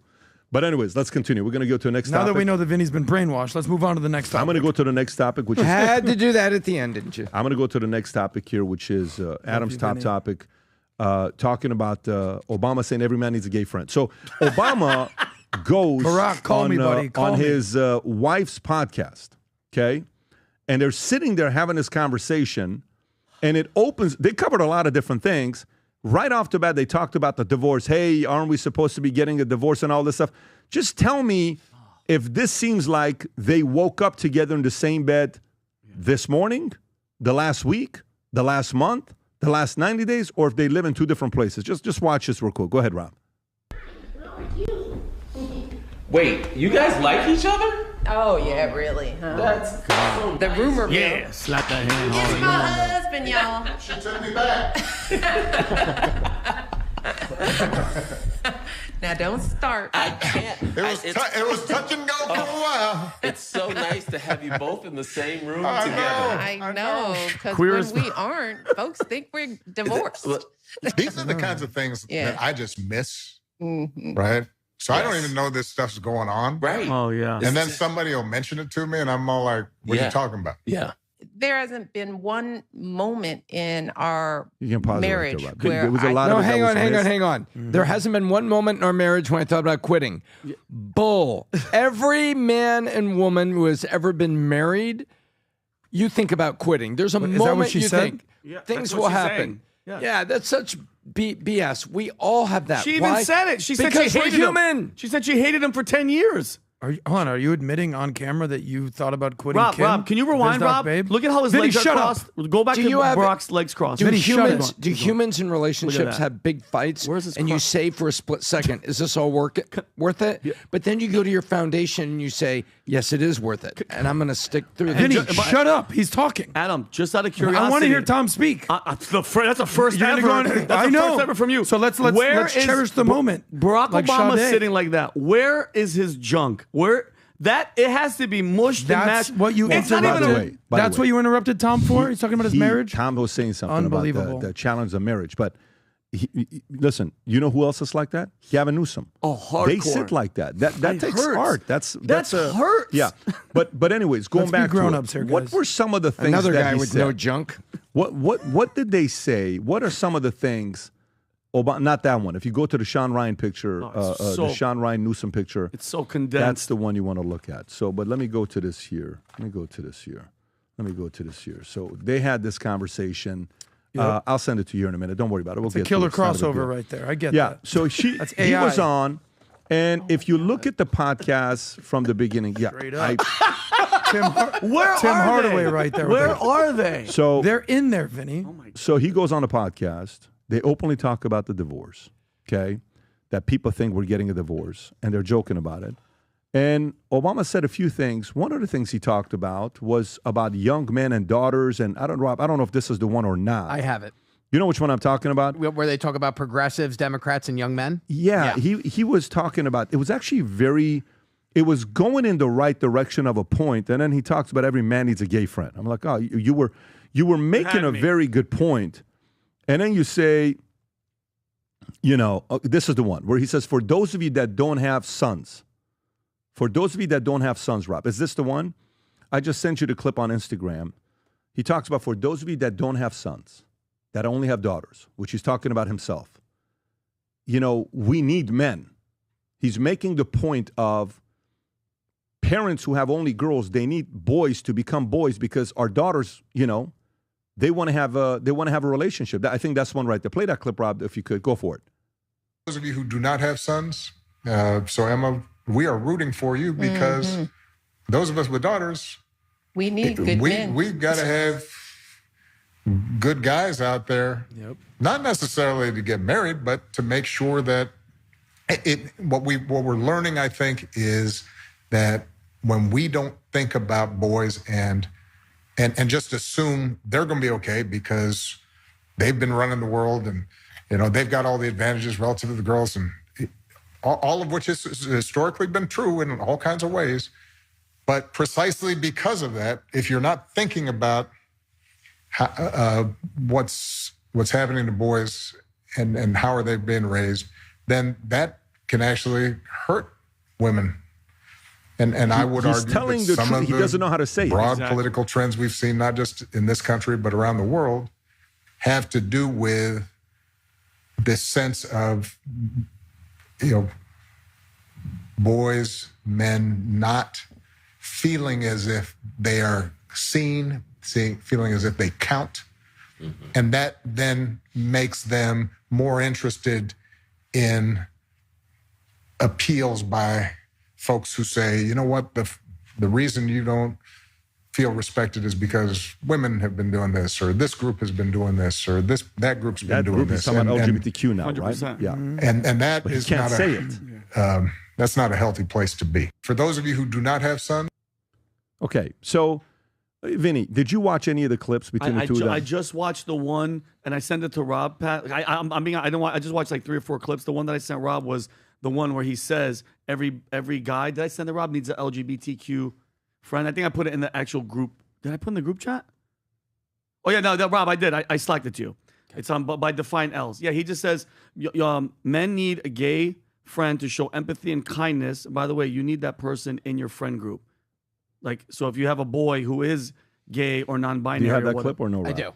Yeah, this is it. Bring a gay friend. Was that? I had a gay professor in college at a time when openly gay folks still weren't outlawed, who became one of my favorite professors. You need that to show empathy and kindness. And by the way, you need that person in your friend group so that if you then have a boy who's gay or non-binary or what have you, they have somebody that they can go, okay, I'm not alone in this. Yeah. Right? So I'm listen, just off the podcast alone, I'm not an expert, but just going off of body language and seeing them together and then making the jokes about it with her brother, who I believe is in the LGBTQ community. Yeah, we go out on a limb and say what's it called? He's an ally. What is it? He's an ally. I think that's fair to say. Yeah, he's an ally. I Pretty confident don't about believe. that And one. again, I just don't. I'm not buying it. That looked like a group that hasn't been around each other for a while. I respect, the stuff with the boys, and we need to have them getting out there more. But mind you, when he's talking about having that gay friend and the gay professor and all that stuff, let's not forget what Barack was writing letters in college to his friend Tom, and where he's saying he was fantasizing about sleeping with men on a daily basis. So this is the same guy. And by the way, to each his own, he does whatever. But I'm just not. Do you think that? When's the last time you think that they were in the same room together? Off of that vibe, that video. Let me tell you, the energy I got, I've been around couples a lot when I'm sitting down with the insurance company, PHP, and I sit down with them and I get a feeling how they sit next to each other, both legs being crossed the other way. And, those who are extremely comfortable with each other, those who are you can feel the energy, 100%. That was an energy of, they're not living together. That was an energy of, we have a grown relationship. We've separated. I live in a different place. You live in a different place. We have two different lives. That's the energy I got there, okay? And a part of me who is a big pro-family guy, I love seeing it. I think it's good. I don't agree with a lot of stuff with Obama. And he was a big contributor to dividing the country in many different ways. But I think he's a guy that's probably, in his circles, probably a good guy. In his circle. Like, think about if he's in his own community. And he's probably gone through a lot of shit as well, of being where he's at. It's not easy being a president. I never liked the Michelle Obama victimhood language type of stuff. I even gave feedback saying, go back to the videos you used to dance and be happy. Like, go back to it. You can do that. We don't have to agree politically. I still want to find a way for us to be able to hear each other out and disagree on policies, and I want to see them be together. I don't root for them to not make it. You want to see them make it. However, body language, these guys haven't been living together for a long time. I mean, when he's going and having breakfast with his girls and the wife is not there and he's going to funerals and traditional presidential, things that you have to be part of, and she's not there at Jimmy Carter's funeral. Maybe not Trump's, I get it, but Carter's, a little weird. And if they do get a divorce, great, announce it, move on. It's 2025 is very different than 1984 divorce. Do you remember when? Just really quick, when's the last time we even saw them together? Before this? Anybody even the birthday photo? It was a birthday photo. Yeah. Okay, yeah, you're right. And then before that, who knows? It was a rough birthday picture. Oh yeah. No, they've been behind the scenes, and they're rolling him out right now because New Jersey was really close in the election 24. We just had presidential election. It really closed in on conservatives, not just Trump and the Trump wave. He led it, but there's conservatism that was rising in New Jersey after all those years of blue state rule and taxes. And they've rolled out him now trying to help candidates in New Jersey. And he was at a massive fundraiser trying to help them get it momentum because now and a year from now, they need to generate a big war chest momentum to go into midterms. And New Jersey supposedly is weak in a couple congressional seats. So they rolled him out in New Jersey. I haven't seen him in forever. Is that the message of him giving to Democrats to toughen up, Rob? Yes, sir. Can you play that and then go to Whoopi Goldberg and then I'm going to go to Adam? Go ahead and play that clip. When's the last time you heard this guy? Go for it. He said, I think it's going to require a little bit less navel gazing and a little less whining and being in fetal positions. It's going to require Democrats to just toughen up. Later, he says he's been surprised by progressive liberals who stood for all kinds of stuff, who seem to be kind of cowed and intimidated and shrinking away. And then he called out university presidents, where he said, I've said, if your core mission, if your core value is to teach, you may teach without compromising values of academic independence. You may lose some grant money temporarily. That's why you have big endowments. I would say with the DNC, he asked people to give money to the DNC. I would say that donors are holding back from giving money to the DNC until the DNC shows them that they know how to spend that money wisely and messaging properly in order to win elections. And they're not seeing that right now. So, I would love to know who President Obama is talking to here. If he was talking to the people in that room, he's absolutely right. That was Ken Martin. That was Phil Murphy. He's absolutely right. Those people need to stand up and be a little bit more tough. If he's talking to the rest of us, we're waiting anxiously for them to do that. Well, but here's what he says to you. Stop looking for the quick fix. Stop looking for the Messiah. You have great candidates running races right now. He's talked specifically about gubernatorial races in New Jersey and Virginia. People who are pragmatic, common sense, have a desire to help people. Then there's Mark Cuban jumps on the bandwagon, and Mark Cuban says a bunch of stuff about Democrats and Trumps. I don't know if you saw that one or not. If you want to play that. So here's Mark. Sorry, that was Mark. Mark Cuban's cousin or something. That did not look Mark like Mark. I only have him. Cuban Mark, but suddenly Obama shows up and was kind of giving a lecture a little bit. Yeah. Do you have the Mark Cuban clip? I don't. I have Whoopi Goldberg. I have Charlemagne, both of them, but I don't have the Mark Cuban. Go to Charlemagne, then go to Whoopi. Here's Charlemagne.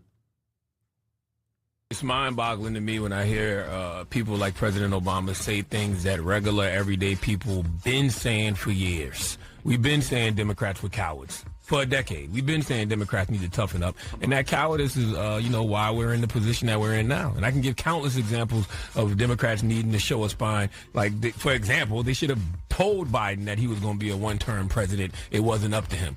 So it's just wild to hear President Obama say that now as if Democrats haven't been cowards for the past decade. There. So now it's Whoopi. Whoopi sees this stuff, gets upset at what Obama said, and here's what Whoopi had to say. Beautiful hair day. But go ahead. Play this clip by Whoopi. Go ahead. Okay, so let me remind everybody who was out in the front lines marching when we had the giant marches that went on. It was the people. The people went out. They were not navel gazing. It was older people who were saying, why are you touching my Social Security? It was not people whining. It was about people saying, why are you taking these rights from my child when my child was born here? This has not been about Democrats laying back. This has been about y'all. This has been about the y'all. audience doesn't know what to do. They're like, their messaging was always the same. Democrats have been angry at what this man tried to do the last time. They've been angry this time. So with much due respect to you both, I believe you are pointing the finger at the wrong person when you say Democrats. Are you delineating between voters and elected officials? Yes, I am. You're saying that, because I agree, voters are very impassioned. Voters, and when you say Democrats, he's talking to us saying our messaging by the is way, bad. Do you and know, I'm do you saying, know what she sounds like? She sounds like the way MAGA feels with Trump when he talks about Epstein. How upset they are at Trump about Epstein. The Democrats are upset at Obama because they're saying you're doing this. They're putting the responsibility on him, right? On the messaging here. Adam, your thoughts on this when you see, what Whoopi, Obama, all these guys here are saying about the Democrats? Okay, so let's start with the fact that we started with the conversation that they had just seen each other for the first time and whatever. Yep. So Barack Obama is gay. That's the narrative. Michelle Obama's a man. They're getting divorced. She never even had the kid. Show me one pregnancy picture. All this speculation out there, right? It's fun to go down this rabbit hole, as we just learned in the previous segment. Or maybe he's just a straight guy and she's a woman and they got together and they had a family and they had kids. That's probably the truth, but it's a lot more fun to call her a man. It's a lot more fun to call her Big Mick. It's a lot more fun to speculate. Mike. My bad. You know, I got to get on the same wavelength as you guys, as the rabbit hole crew. You can look it up on Gronk. Okay. On a Rob Gronkowski app. You know, maybe she's a trans man and he's a gay guy and it's all an act and they all got it put together and they did this. Or maybe the reality is they're just a married couple going through some normal stuff. I don't know. I think the truth is boring, and I think the rabbit hole is a lot more fun. I'm just more on the side of truth. I could be wrong. She could be a Chicks with Dick crew. I don't know, but I'm just speculating. As we always, I'm just asking questions, guys. You are. I'm just asking questions.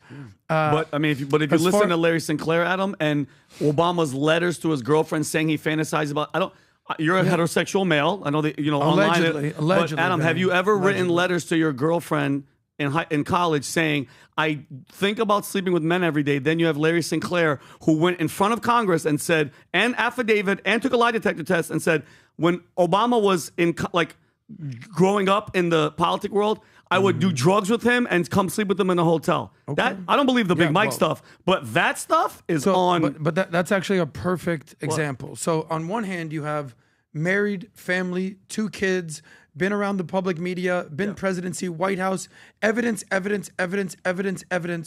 that they're just a normal married couple. Yeah. And then you have some weird crackhead dude who's like, I heard he likes some dick. And then it's like, all right, well, obviously that guy's correct. So this guy out of nowhere. So this guy came out of nowhere. Well, I'm just saying it's a lot more fun to go on the Larry Sinclair rabbit hole. It's a lot less fun to look at reality. What about the letters he wrote to his? No, I get it. What about the letters he wrote? Vinny, we get it. You've gone down. Adam, have you ever? Adam, is there? No. You just believe everything. Like everybody, you don't believe the my narrative. lying eyes. You should make a shirt that says "I believe the narrative." That's who you are. You should make That's a who you shirt are. that says I'm the angry theorist. patriot. I'm a C theorist. No, I'm an angry patriot. I'm an angry patriot. Well, anyway. we just learned in the previous segment when you're angry, you're not What do you think rational. about what Whoopi Goldberg thinks there? Forget about Whoopi Goldberg. I think she's irrelevant. I'll tell you what I do think, though. When Barack Obama called out the Democratic Party for being soft and basically being gay as hell, I think he's absolutely right. What I'll tell you is this.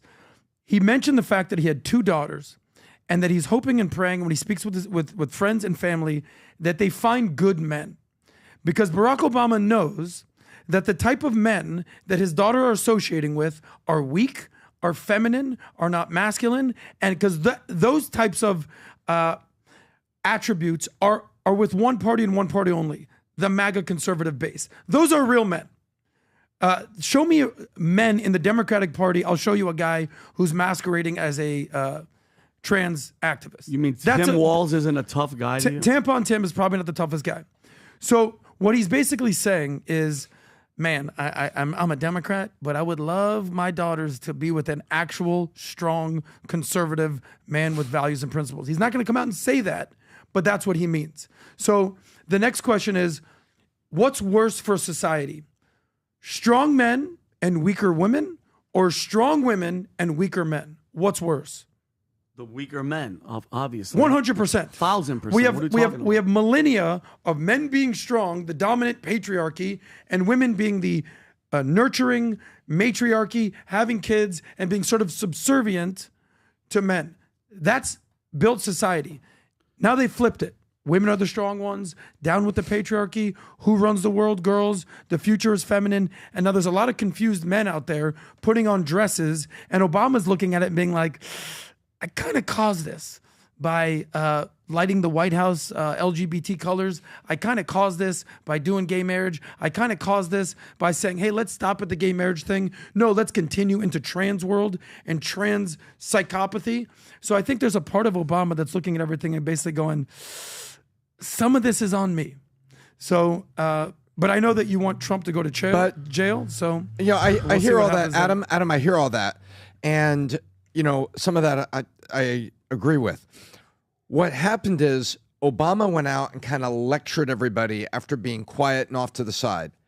And I don't agree with Whoopi Goldberg's positions, but I think there is a certain purity and truth in her response. She is offended, and she is saying to the ruling class, the voters were out there protesting. We were out there marching, and we're a little offended that you're lecturing us.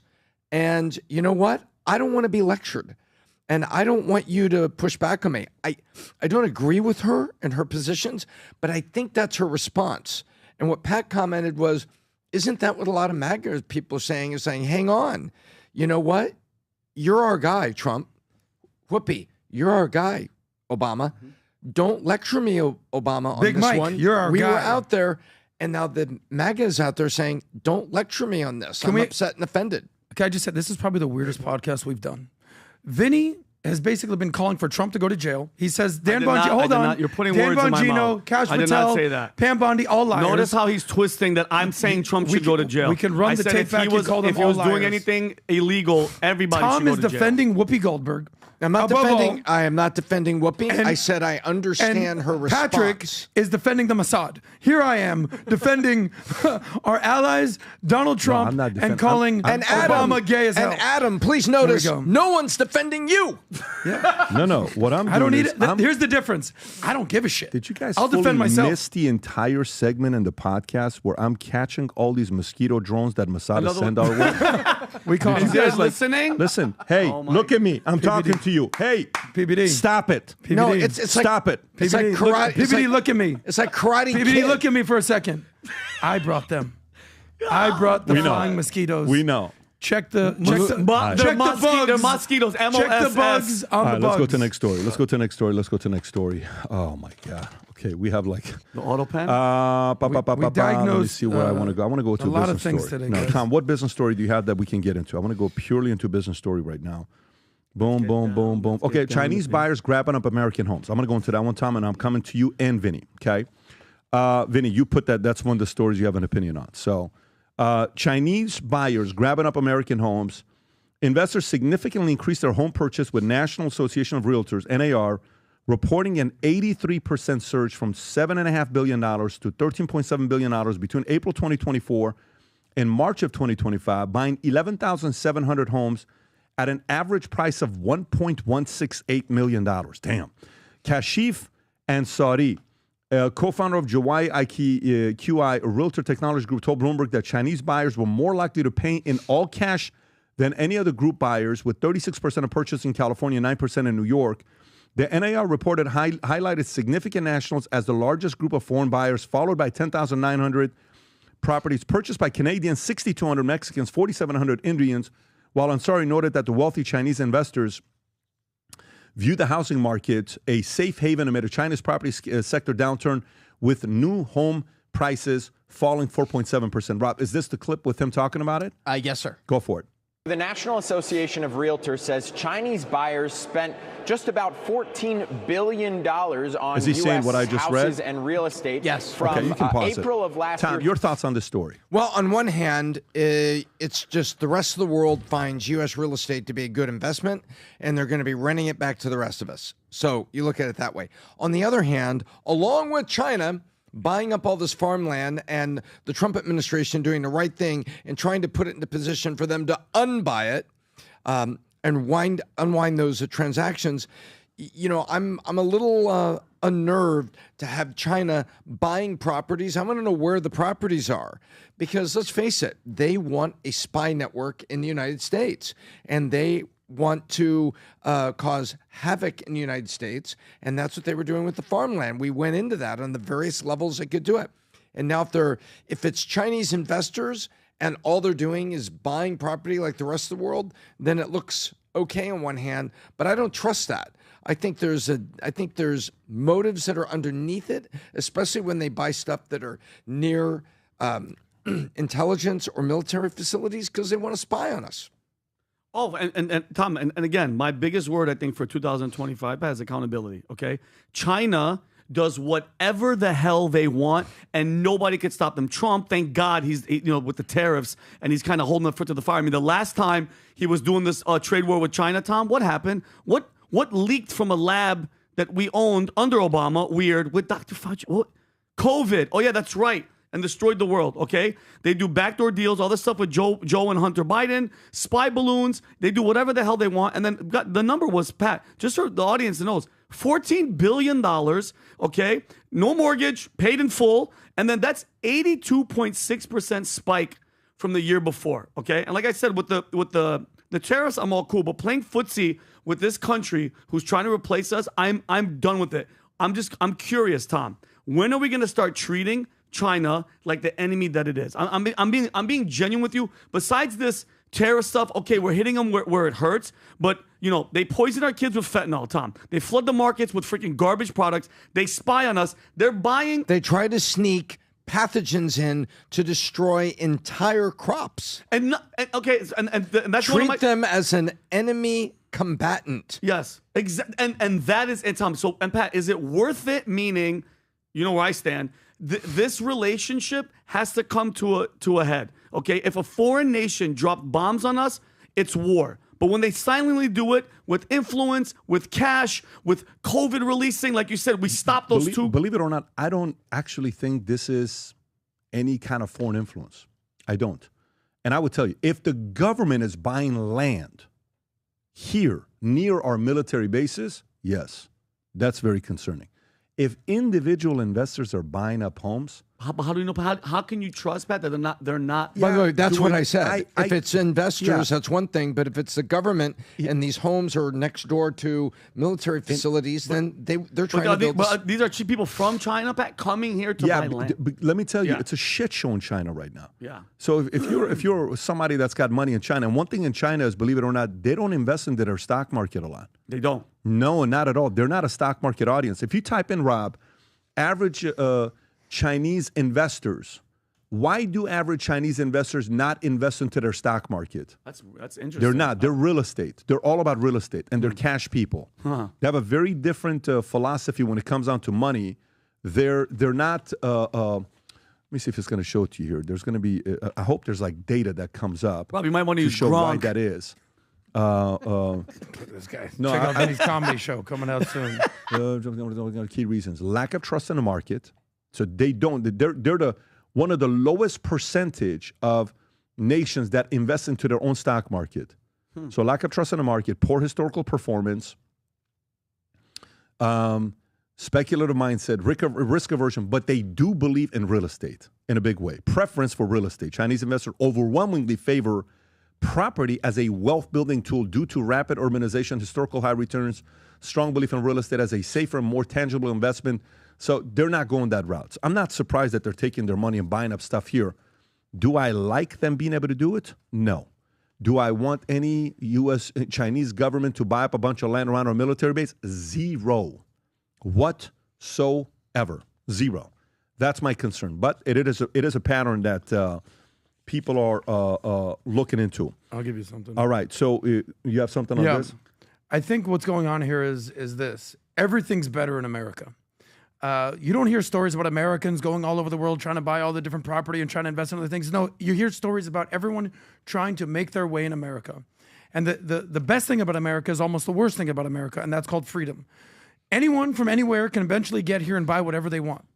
Now, I'm not an advocate of Chinese officials buying farmland next to military bases, but if Chinese investors want to buy things, that's more power to you.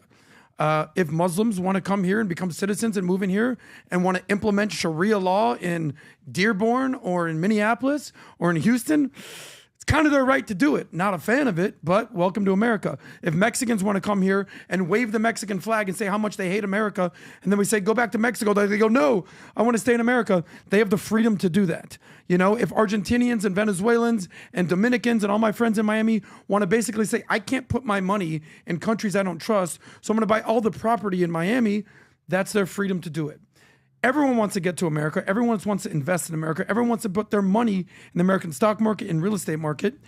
That's the beauty of America. And what we need to recognize is everyone from all around the world is taking advantage of America. But when we ask them to go home to their place, they said, no, I don't want to go back there. I want to stay here. So at some point, this melting pot, people are going to have to recognize that they're going to have to get in line with American values, or they're going to have to get the hell out. Okay. Got it. All right, so border crossing plummet to historic lows. Trump's enforcement policy yield big results. By the way, this was one of their top 3 commitments they made in Trump 47 promise, the top 20 promises they made about border crossing. Go ahead and play this clip, Rob. So tonight, new border data for the month of June highlights the lowest month of encounters ever recorded. Customs and Border Protection says it is the second month in a row of 0 releases of illegal aliens into the U.S., compared to almost 28,000 releases in June of last year. Okay, so that's progress, historic type of numbers that we're talking about, right, on immigration. Then, at the same time, Rob, is this a different clip? This is regarding the ICE assaults. Go for it. Oh, this is the one that's up 830%? Yes, sir. Go ahead and play this clip.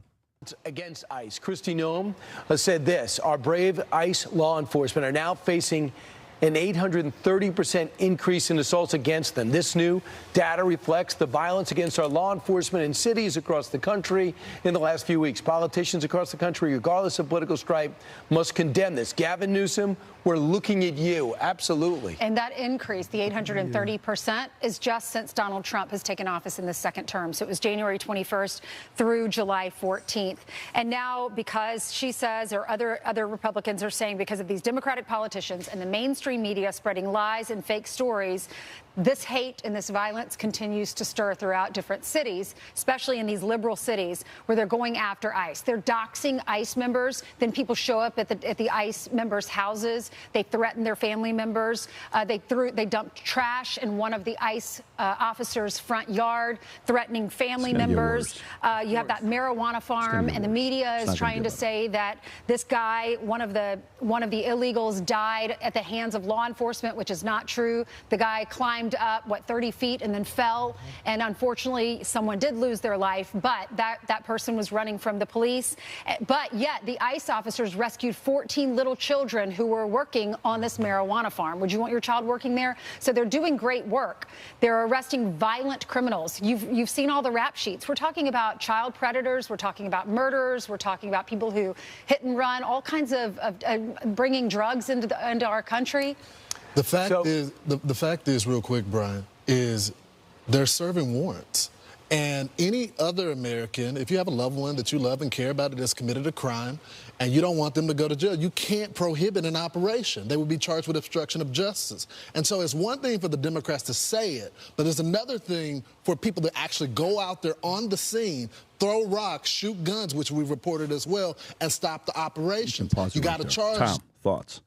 So I think Kristi Noem's absolutely right. The media is fanning the flames and making it worse, the mainstream media. But what this is defund the police all over again. If you listen very, very carefully to what some of the Democrats are saying on this is defund the police, where they don't want them to go out and serve the warrants and arrest the people, point one.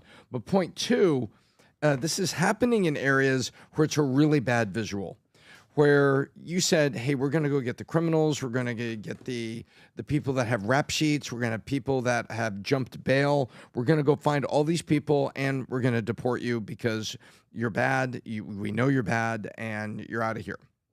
And then you're going into farm country, and it just is I personally thought it was a bad look to be, shooting tear gas in an open field, where you had migrant workers. Now, if one of those was a known criminal on one side and working in on that farm on the other side, then you go up there. That guy in the red shirt on the left, we have a warrant for him. You go arrest him. But this, it looked like raids when you're on this farm, and it just was not a good look. Now, I absolutely think that the doxing of federal workers who have a job in law enforcement, they are doing a job. You don't dox the officer because you don't like the chief of police or the mayor's policies that have been given to the chief of police. You don't dox the workers because you don't like Kristi Noem taking orders from the president of the United States and putting in a policy. You don't dox the workers that are doing their job in law enforcement. They woke up one day and they were told, Vinny, this is the operation. We're going to go out here. You're going to do this and this and this. Get together with team number 7, 10 guys and gals on there that you already know. You're going to go out and you're going to do this. That's your assignment today. What do you say? Okay, we'll go do it. That's my job. And so now Vinny gets doxed and they're coming to your house.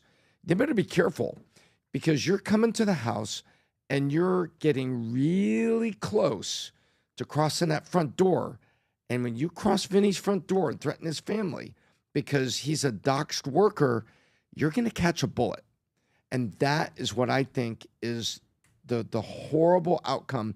But I think that's the outcome that Dems want. And they want a dead body on Vinny's porch. Exactly. I was just going to say that. They want that spark that's going to set the fire to do to riot, to do the whole George Floyd situation. But and remember Betty? Yeah. Vinny, the ice guy shot her. Yeah, when she came at the crowbar through his front door, and he's got a 2-year-old son. Yeah, exactly. But I don't know. Like, let's be honest. We are in the position that we're in with all these people here. All the.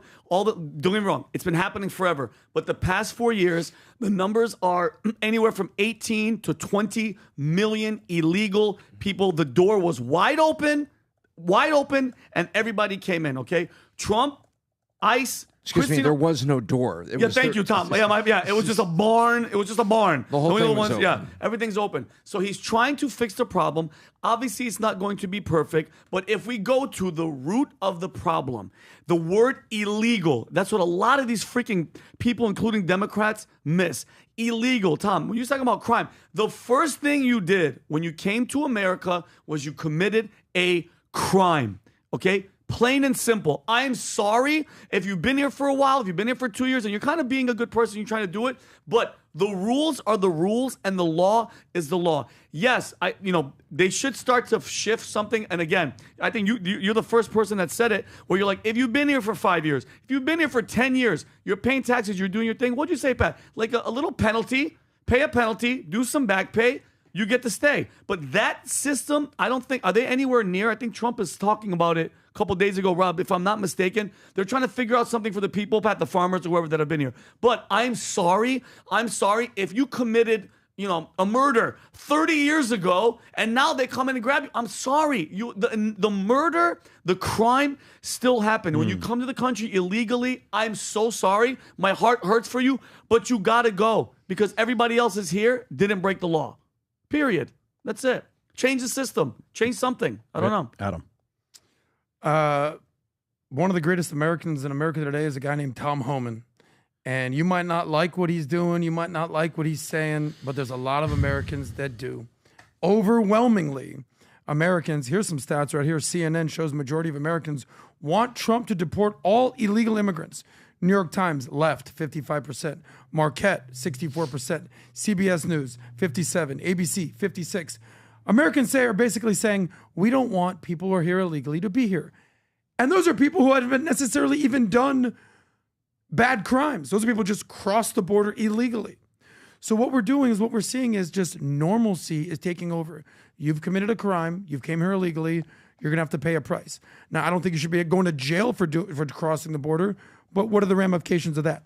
Now, going after the criminals, the gang members, the drug dealers, get these guys locked up, put them in Everglades, what they call it over there? Alcatraz,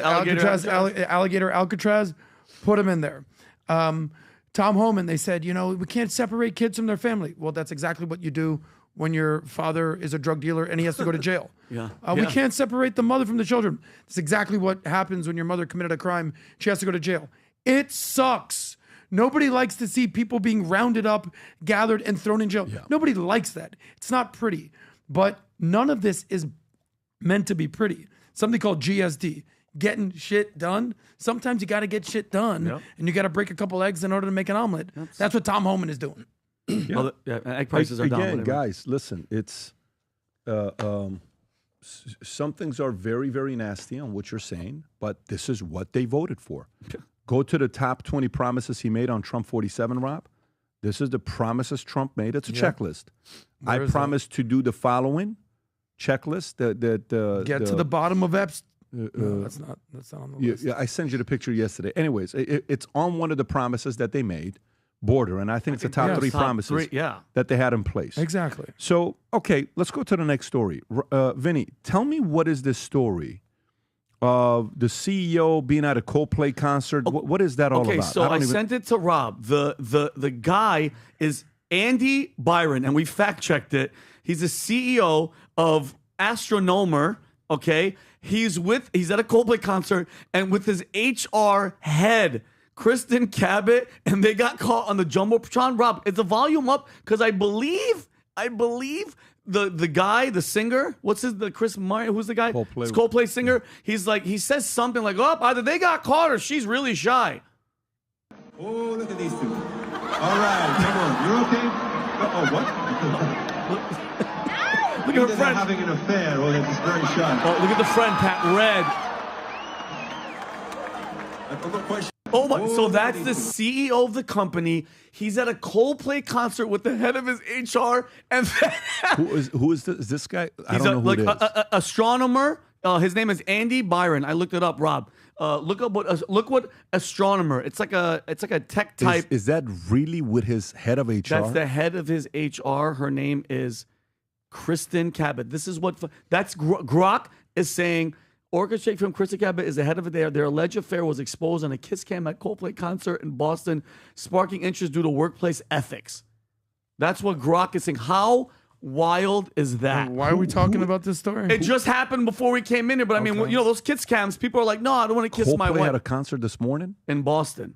No, I don't think it was this morning. Oh, last night. Yeah, or a couple of days. I don't know when the actual concert Vinny, was. Tom, do you know who this person is or X. no? No, I think it's welcome to the instant news cycle and the internet and the kiss cam all come together. Well, there you go, folks. If you were wondering, that's the head of HR. Okay, I mean, Oh my God. Who looked up and saw it, covers her face, ducks behind her friend. He ducks to who knows where, and so it's like. And then you heard the guy say, "You hear that? Oh, other than having an affair, she's really shy." But could you imagine? Like, so can I just one question real quick, Matt? What happens Monday morning at work? You go to HR. That's what you do. You're gonna go straight to HR. Close the door. It starts and ends with HR. Oh my God. Okay, so I'm gonna go to HR. How are we gonna handle this? I don't know. But I mean, seriously, she has to go. Oh, forget about the weekend. I mean, this is horrible. If it's a company with a board, he's fired. Oh, really? If it's a company, yeah, you're firing this guy. You have to move on because it's shown. I don't know how big this astronomer. How big of a go to the company? How Rob? big is astronomer? Go to Astronomer Crunchbase. Astronomer Crunchbase. Is it a big company? Have you ever heard of Astronomer, Tom? Astronomer. Growth of high score 62. How much money have they raised in the past? Trending. Well, it's probably trending because people are high activity, by the way. High activity, baby. It's a software. They're having high activity the way he was talking about. Exactly right. Astronomer. Yeah, that wasn't any software. We're about to have activity. Astronomer market cap. Are you ready for activity? Give me one more second. However, it has achieved a valuation of $739 billion. $739 million foreign series. Okay. I mean, if it's a nearly $1 billion company, this is bad. You have a board, Series D funding. He probably owns a percentage of it. What percentage of the company does Andy, what's his last name? Andy. I'm sorry. Andy Byron. B-Y-R-O-N. B-Y-R-O-N. Yes, sir. Own. So what percentage of the company does he own? Can you find out what percentage he owns? If it's less than no public, yeah, he received a founder-level equity package and possibly get additional shares upon becoming a CEO.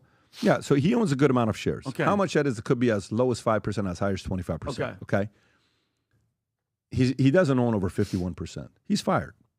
They do that. They do that. Why is he fired, Bob? This isn't Dana White. This isn't a big name that personality tied to it. This is a, you know when the scandal happened New Year's Eve with Dana and his wife. Yeah. This isn't that. Dana's like, no, we're not doing this. I'm going to run the company. But this guy's probably within 90 days going to be replaced and step down, get a seat on the board, won't be off the board. And then they'll have to bring another person in the interim to get it going. And the HR person has to be fired, or she's probably going to step down and resign because it's embarrassing. Yeah. You're not getting fired because firing her could cause other types of legal issues for the company. But to save face, she's going to resign, and both of them may resign and step down. Wow. Yeah. By And the a way, divorce might be just so coming. you know, it happens. Yep. It happens. And Tom and I, one time we were in a meeting 17 years ago, 16 years ago. You remember? You know which one I'm talking about? He has a smirk. He knows it's coming. Remember Vistage, the one meeting? And it happens. You sit there in a meeting, I was like, hey, here's what just happened. Here's what's going on. Assistant, boom, lawyer, this. The guy, you're about to lose everything. Yep, that house on Mulholland Drive, all that stuff is gone. Yeah. I would just do the George Costanza defense and just be like, was that wrong? Was I not supposed to? Was that Rob, what was the thing? Or do the Charles White one. Yeah. If she come to me and she tell me, hey, you doing? Yeah, I am. You know what? I mean, this is the funniest podcast I did. By the way, can you show? This is the intro of the podcast that's going out tomorrow with Charleston White. Our crew here loves this guy. Yeah. Absolutely loves this guy. They keep telling me for the last year and a half, have him on. We finally had him on, and let me tell you, this was not an organized. This is organized chaos. But I let you watch the intro. Go ahead, Rob. Watch this. Trump is a weenie. Trump is a weenie? Yeah, Trump, name 3 bar fights we know Trump done had. So you would rather have Mike Tyson as a president than Trump? No, Mike Tyson's stupid. Pow! Nobody has a clue what you're going to say. You're so unpredictable. The Democrats are a very clever slave master. They went and recruited the gays. That's Sergeant Dick Van Dyke. The worst thing we could have done to our military is don't ask, don't tell. Now, we asking, and you tell us. You give me the feeling that you watch a lot of WNBA. Is that true? Like, are you I hate the WNBA. Really? Lesbian women are not entertaining. Go get some hoes that can play basketball. They supposed to be playing in what she got on right there. They should have uniforms. Oh, you're saying for them to wear plain lingerie? Yeah. In heels, run up and down them, click-clacking in them heels. Click-clacking. People you'd want to meet, who would it be? I want to meet the leader, the Grand Wizard of the Ku Klux Klan. Wow. Planned Parenthood is our new Hitler, our new Nazi group. Tell me about it. That's exterminating strictly black people. What do you think about this? Exactly. He's innocent. I seen that She's video. running. She's stealing his bag. Give me my bag. Where you going? Where's Big Girl? You're thinking. You get on back in here. You think this is okay? Yeah. In the ghetto, this is normal. Fighting and fucking the makeup. Best orgasms in the world. They made songs about it. Oh, man. This is. I have no idea how the audience is going to react to it. But you know what? He says he's entertaining. It's to learn what the life is like when you're raised in certain communities. Yeah. And the perspective he gave is going to be very different than what you're. Guys, brace for impact. If you have that ability to watch it, you will be entertained because you will not be able to predict what he's going to say. And by the way, guess what? Charleston White is officially on Manect. If you wanted to ask him a question, you can go on Manect and ask him a question. Last thing I want to do before we wrap up, and by the way, that interview is going to go out, Rob, tomorrow. Yes, sir, 9 a.m. There we go. Let's see. I can't wait to read the comments. I cannot wait to read the comments. Last one, Autopen. So, when it comes down to Autopen, we go. White House launches probe into Biden's Autopen use and major escalation of cover-up controversy. Here's the challenge with this. This guy here that was his doctor. No, that's not his doctor, Pat. This is Anthony Bernal. He's Joe Biden's top aide and Jill Biden's chief of staff. Oh, that's right. This is the guy that was pleading the fifth for asking about the health cover-up, all that stuff. This guy. He's one of them, too. So while they're going through this about the Autopen, Biden tells New York Times, Rob, do you have a video on this or is it just a story? Just a story. He tells New York Times he did not individually approve names of many pardoned via Autopen. Well, that's some big stuff there, to the point where Josh Hawley came out and had to even talk about this. He says, former President Joe Biden admitted to New York Times that he did not individually approve each name for category pardons issued via Autopen, stated that he signed off on a standard for large batches of clemency actions in his final months, with aides confirming Mr. Biden did not individually approve each name. 40 categorical pardons that applied to a large number of the Times noted Biden issued 4 large sets of pardons, 3 of which were categorical. Biden's team, led by then White House staff Secretary Stephanie Feldman, managed the Autopen process with emails showing Biden set criteria in meetings with top advisors like Chief of Staff Jeffrey Zients, is that the guy? And White House counsel Ed Siskel, who relayed instructions to Assistant One former aide, explained rather than ask Mr. Biden to keep signing revised versions, his staff waited and then ran the final version through the Autopen, which they saw as a routine procedure. Okay, Rob, do you have the Josh Hawley clip? I do. On this, can you play that? Go for it.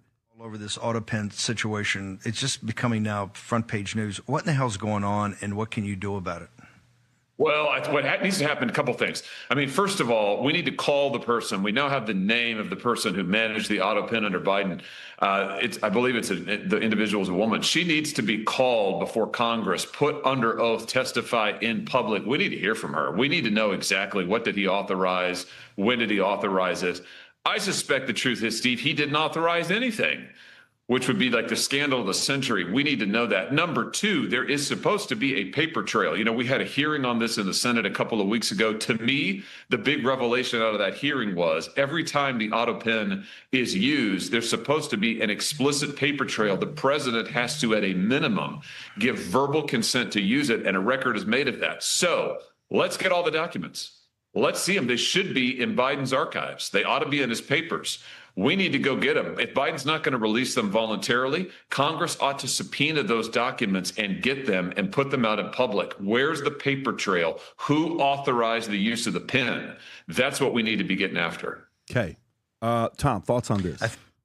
Well, what Biden just said to the New York Times was basically a birthday present to Josh Hawley, because Josh Hawley's wanted to investigate this, and now I think he's going to get his congressional hearing. If it turns out that the president didn't approve names of pardons, I'd like to know, once Congress gets a hold of that, how do those pardons hold up? I don't know what the legal path is to getting your pardon held up. Is it reasonable reliance that you reasonably believed you were pardoned?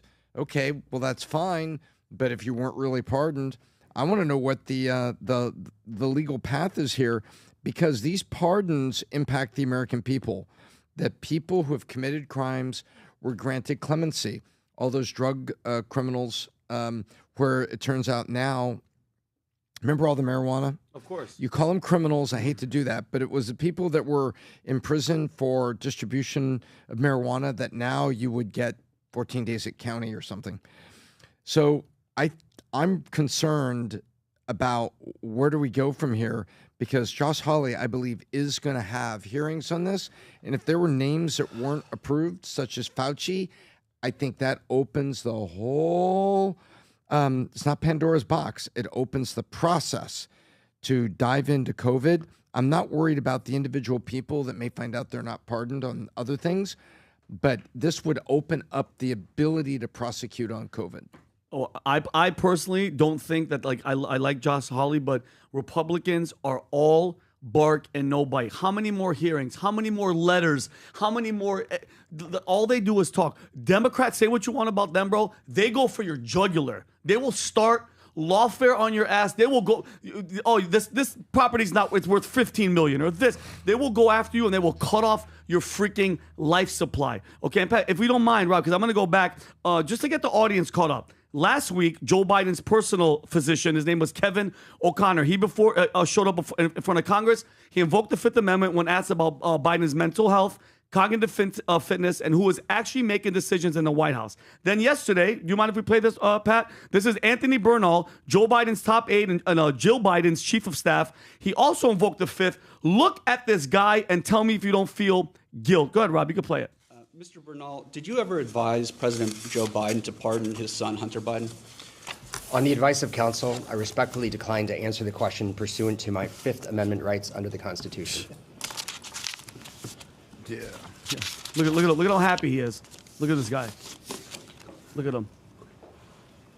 Thank you. We're going to go off the record real quick. And then look, they go, nope, go back on the record. We'll go back on the record. They went off the record for a second for a question. Mr. Bernal, was President Joe Biden fit to exercise the duties of the president?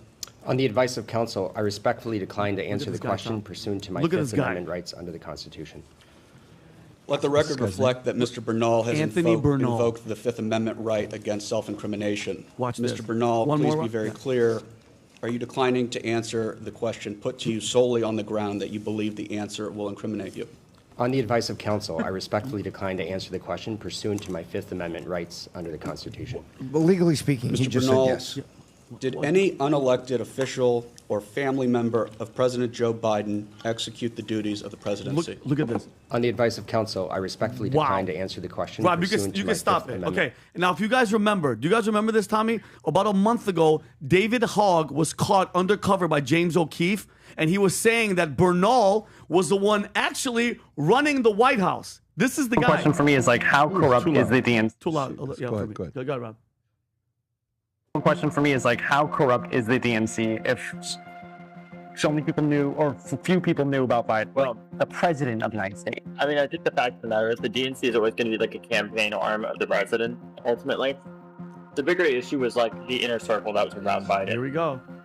That's it. And I can't stress to you enough. Like Joe Biden's chief of staff. Boom. Like had an enormous amount of power. Joe Biden? Joe Biden's chief of staff. That was like an open secret at the level. Like, I would avoid him. Like, he was scary. What was his name? Anthony Bernal. Boom. That's him. Okay. So let's break this down. The president's personal doctor and his top aide plead the fifth. Okay. It's not about classified missions. It's not about foreign intelligence. They were asked these simple questions. Was Joe Biden mentally fit to serve? Okay. That should be a yes or no answer. Were you ever told to lie about his condition? And was someone else calling the shots behind the scenes? They refused to answer that because under the Constitution, the Fifth Amendment, it protects you when you're answering. Your answers could expose you to criminal charges. So I'll ask you guys, what's criminal about saying the president is fine? Unless he's not. Okay, unless it is a cover-up, unless someone else was running the country, which I believe that they were, unless the American people were lied to. Okay, we were lied to intentionally, repeatedly, and in ways that carry serious legal consequences. Okay, and listen, this is the Constitution, Pat. He has the right, they both have the right to remain silent, but we have the right to demand the truth. Okay, and if people that were the closest to him, like this guy, Anthony Bernal right here, were closest, when they were the ones calling the shots, something has to, like, what do we do, Tom, to change this? Like, how do you change the fact that the physician is pleading the fifth when we know? Let me ask you a question. Yeah. Vinny. Rob, can you run a poll? Which of these two issues is, guys in the back are so good. Like, whoever did that. That was professional. That's Jake or the guys. Make some noise so I know who it is. Was it Andres or Jake? Jake? Who was it? Jake. Jake. You're a stud, buddy. You know, when the poll, Rob, right now is, which of these two issues is more important to you? Before you answer right off the bat, take 5 seconds to vote for it, okay? If you could only choose one of these two to be revealed, the truth, Epstein files or Fauci, which one is it? Rob, run the poll, okay? Epstein, and I'm going to give you some data that just was released right now, okay? Epstein or Fauci. You only have one to choose from. I know you're greedy, you want both. We all are, but you can only choose one. Very greedy, and I'm like, right. I know, but which one is more important to you? I wouldn't even sell either one of them. Because I know I could sell them, but I'm not going to sell it to you. I'm going to leave it to you. Okay? And then we all can vote for it. So hard. It's so hard. You got to pick one because it's not 50-50. To me, it's not a 50-50 issue. I think me personally, with and hear me out, with China, with Trump holding them accountable for don't show that, Rob. I don't want to see nothing. Yeah. With the trade war, with the leak, with the lockdowns, with the vaccine, with people, my family members, a vaccine injured, with the deaths, with the lies, with the cancer that's happening, I would go COVID and Fauci. By the way, and I think, Tom, you're probably there as well. And Adam, I think Fauci. I don't even need to ask you. I know you're going to be there as well. I wrote it even down. Though I don't think either is that crazy important to you. Well, I think what happened with China with Fauci is a little bit more so important. Watch I actually poll. think you're a loser if you choose Epstein. We already in this know situation. that. We're stupid people are losers. I got you. But go up. I agree. Go up, Rob. I agree with Trump. Go up, Rob. That if you choose this, how you're many a people loser. voted? 1658. 62 Fauci. Yeah, so 38% Epstein. So now they just Enton, Enton from CNN, which sounds like the polls they do is fairly fair and reasonable. I agree. So you can't just pick and choose to say, no, this one I don't agree with. They ran a poll to see how the MAGA-based voters that voted for Trump, what percentage of them had this Epstein fumble cause them to lose their mind that they said, I'm done with Trump, I'm moving away. Rob, can you please play that clip? Watch this, okay? And we have to show stuff that agree with us and don't agree with us. So go ahead, Rob. I mean, look, I think this one surprised me a bit Republicans because of leaving all Trump these over complaints online going after Trump and the Epstein files. You might think his approval ratings were going down, Republicans. If anything, they're going up. Republicans who approve of Trump, look at our CNN poll. The prior one, 86%. The one out this week, 88% were Republicans. How about Quinnipiac? The prior poll, 87% approve of Republicans. This week out, 90% were Republicans. If anything, Donald Trump's approval rating has gone up since this whole Epstein saga started. He is at the apex or close there too in terms of his popularity with Republican voters. Epstein files, complaints, This was or just not. released now. You just proved that not everything online is real. Yes, in it real is. life. Who knew? Amazing. Twitter and X are not reality. Is there any reason that you can find that this hasn't taken hold and hurt him? Yeah. I mean, on X, all you hear about is the Epstein files. But how about out in the real public? Republicans who said the top issue was Epstein case. The answer is one, and not 1%. His name is Vinny. One responded. This is a great little finding that Ariel Edwards-Levy, who of course is part of our polling unit, found. Just one single Republican said that the nation's top problem is in fact the Epstein case. Not much of a surprise that therefore Donald Trump's approval rating has not suffered with Republicans because of the Epstein case. Because the bottom line is most Americans say it's not high up on their priority. So Vinny, how do you respond to that when you see something like that? Because again, CNN would have loved to have shown this to show the decline. So now watch this. Remember how I said whoever you follow and whatever you say, you know, whoever you follow a lot long enough and you read their tweets every day, whether you know it or not, you're going to take a lot of their philosophy and ideology on you. Affirmations have power, words have power. Okay. America's not X. It's just not. I'm telling you, America's not X. However, imagine if the people who are upset with what happened with Epstein, to me, biggest fumble so far in the administration, it's that. And it's still not affected him. Yeah.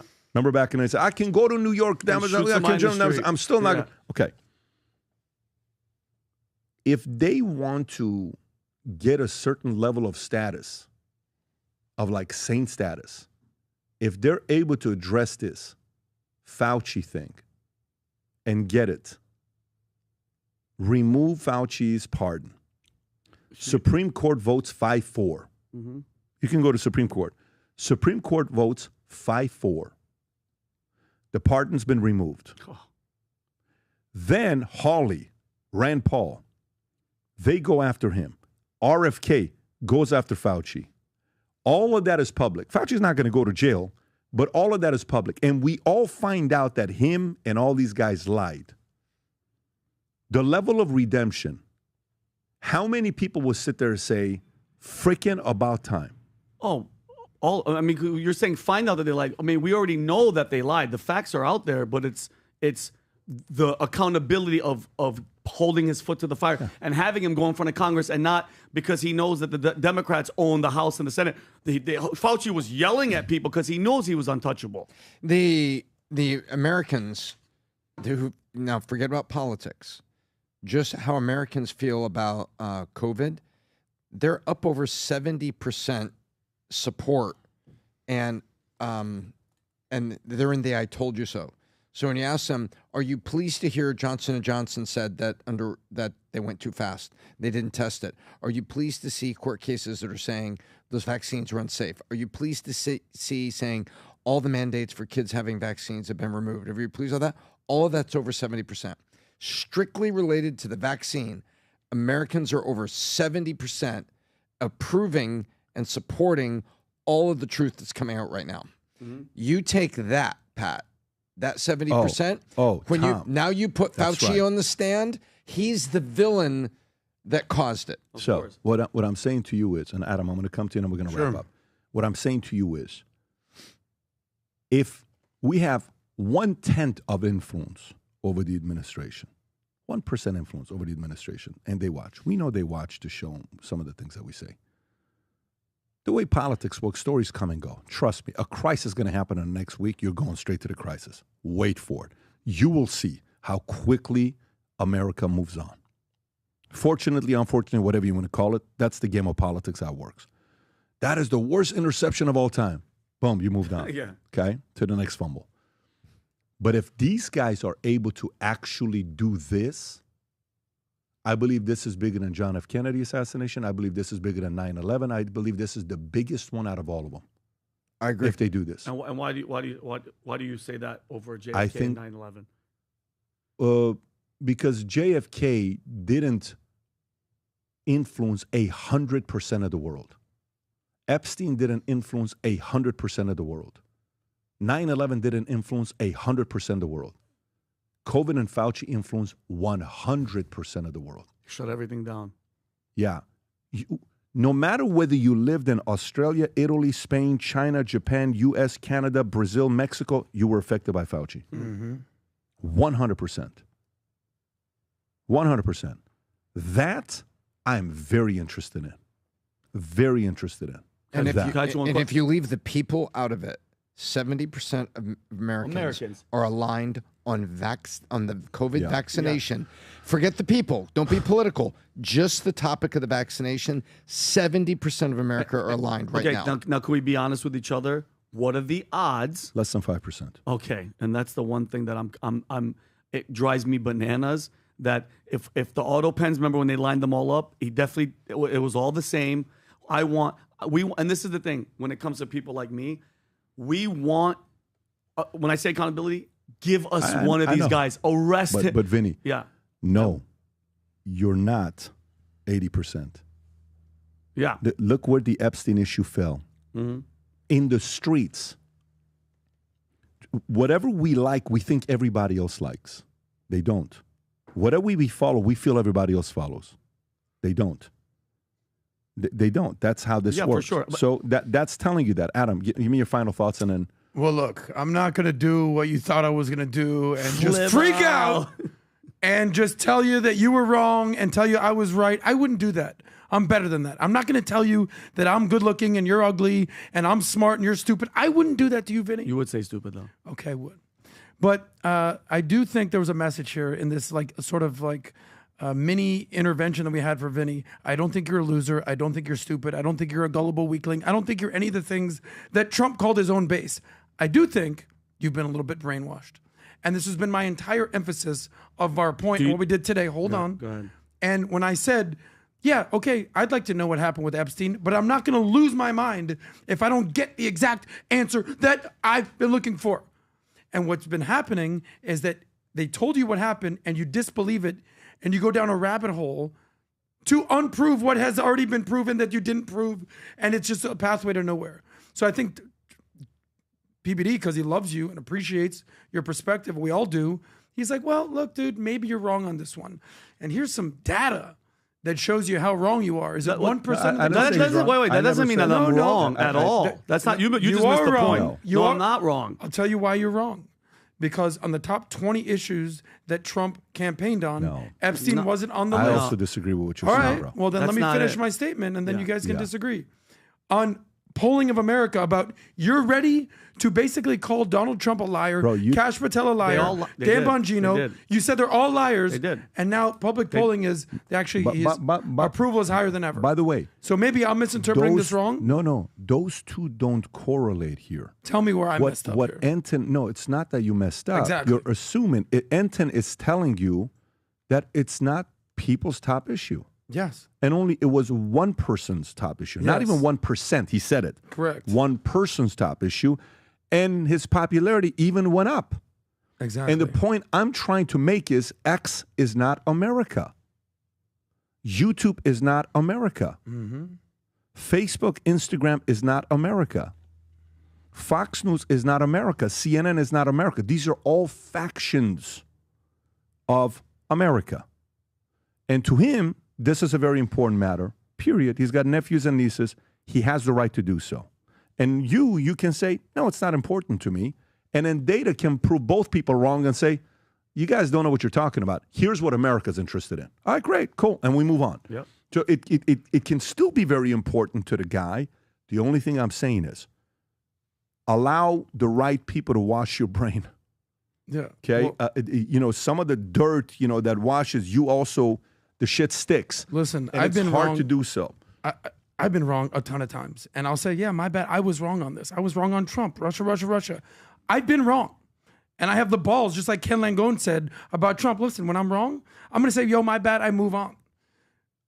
That's the biggest problem here. You're just validating everything that I stood for the last 2 podcasts, is that you're doubling down on what nobody else gives a shit about as much as you. I respect that you think this way, but nobody else does.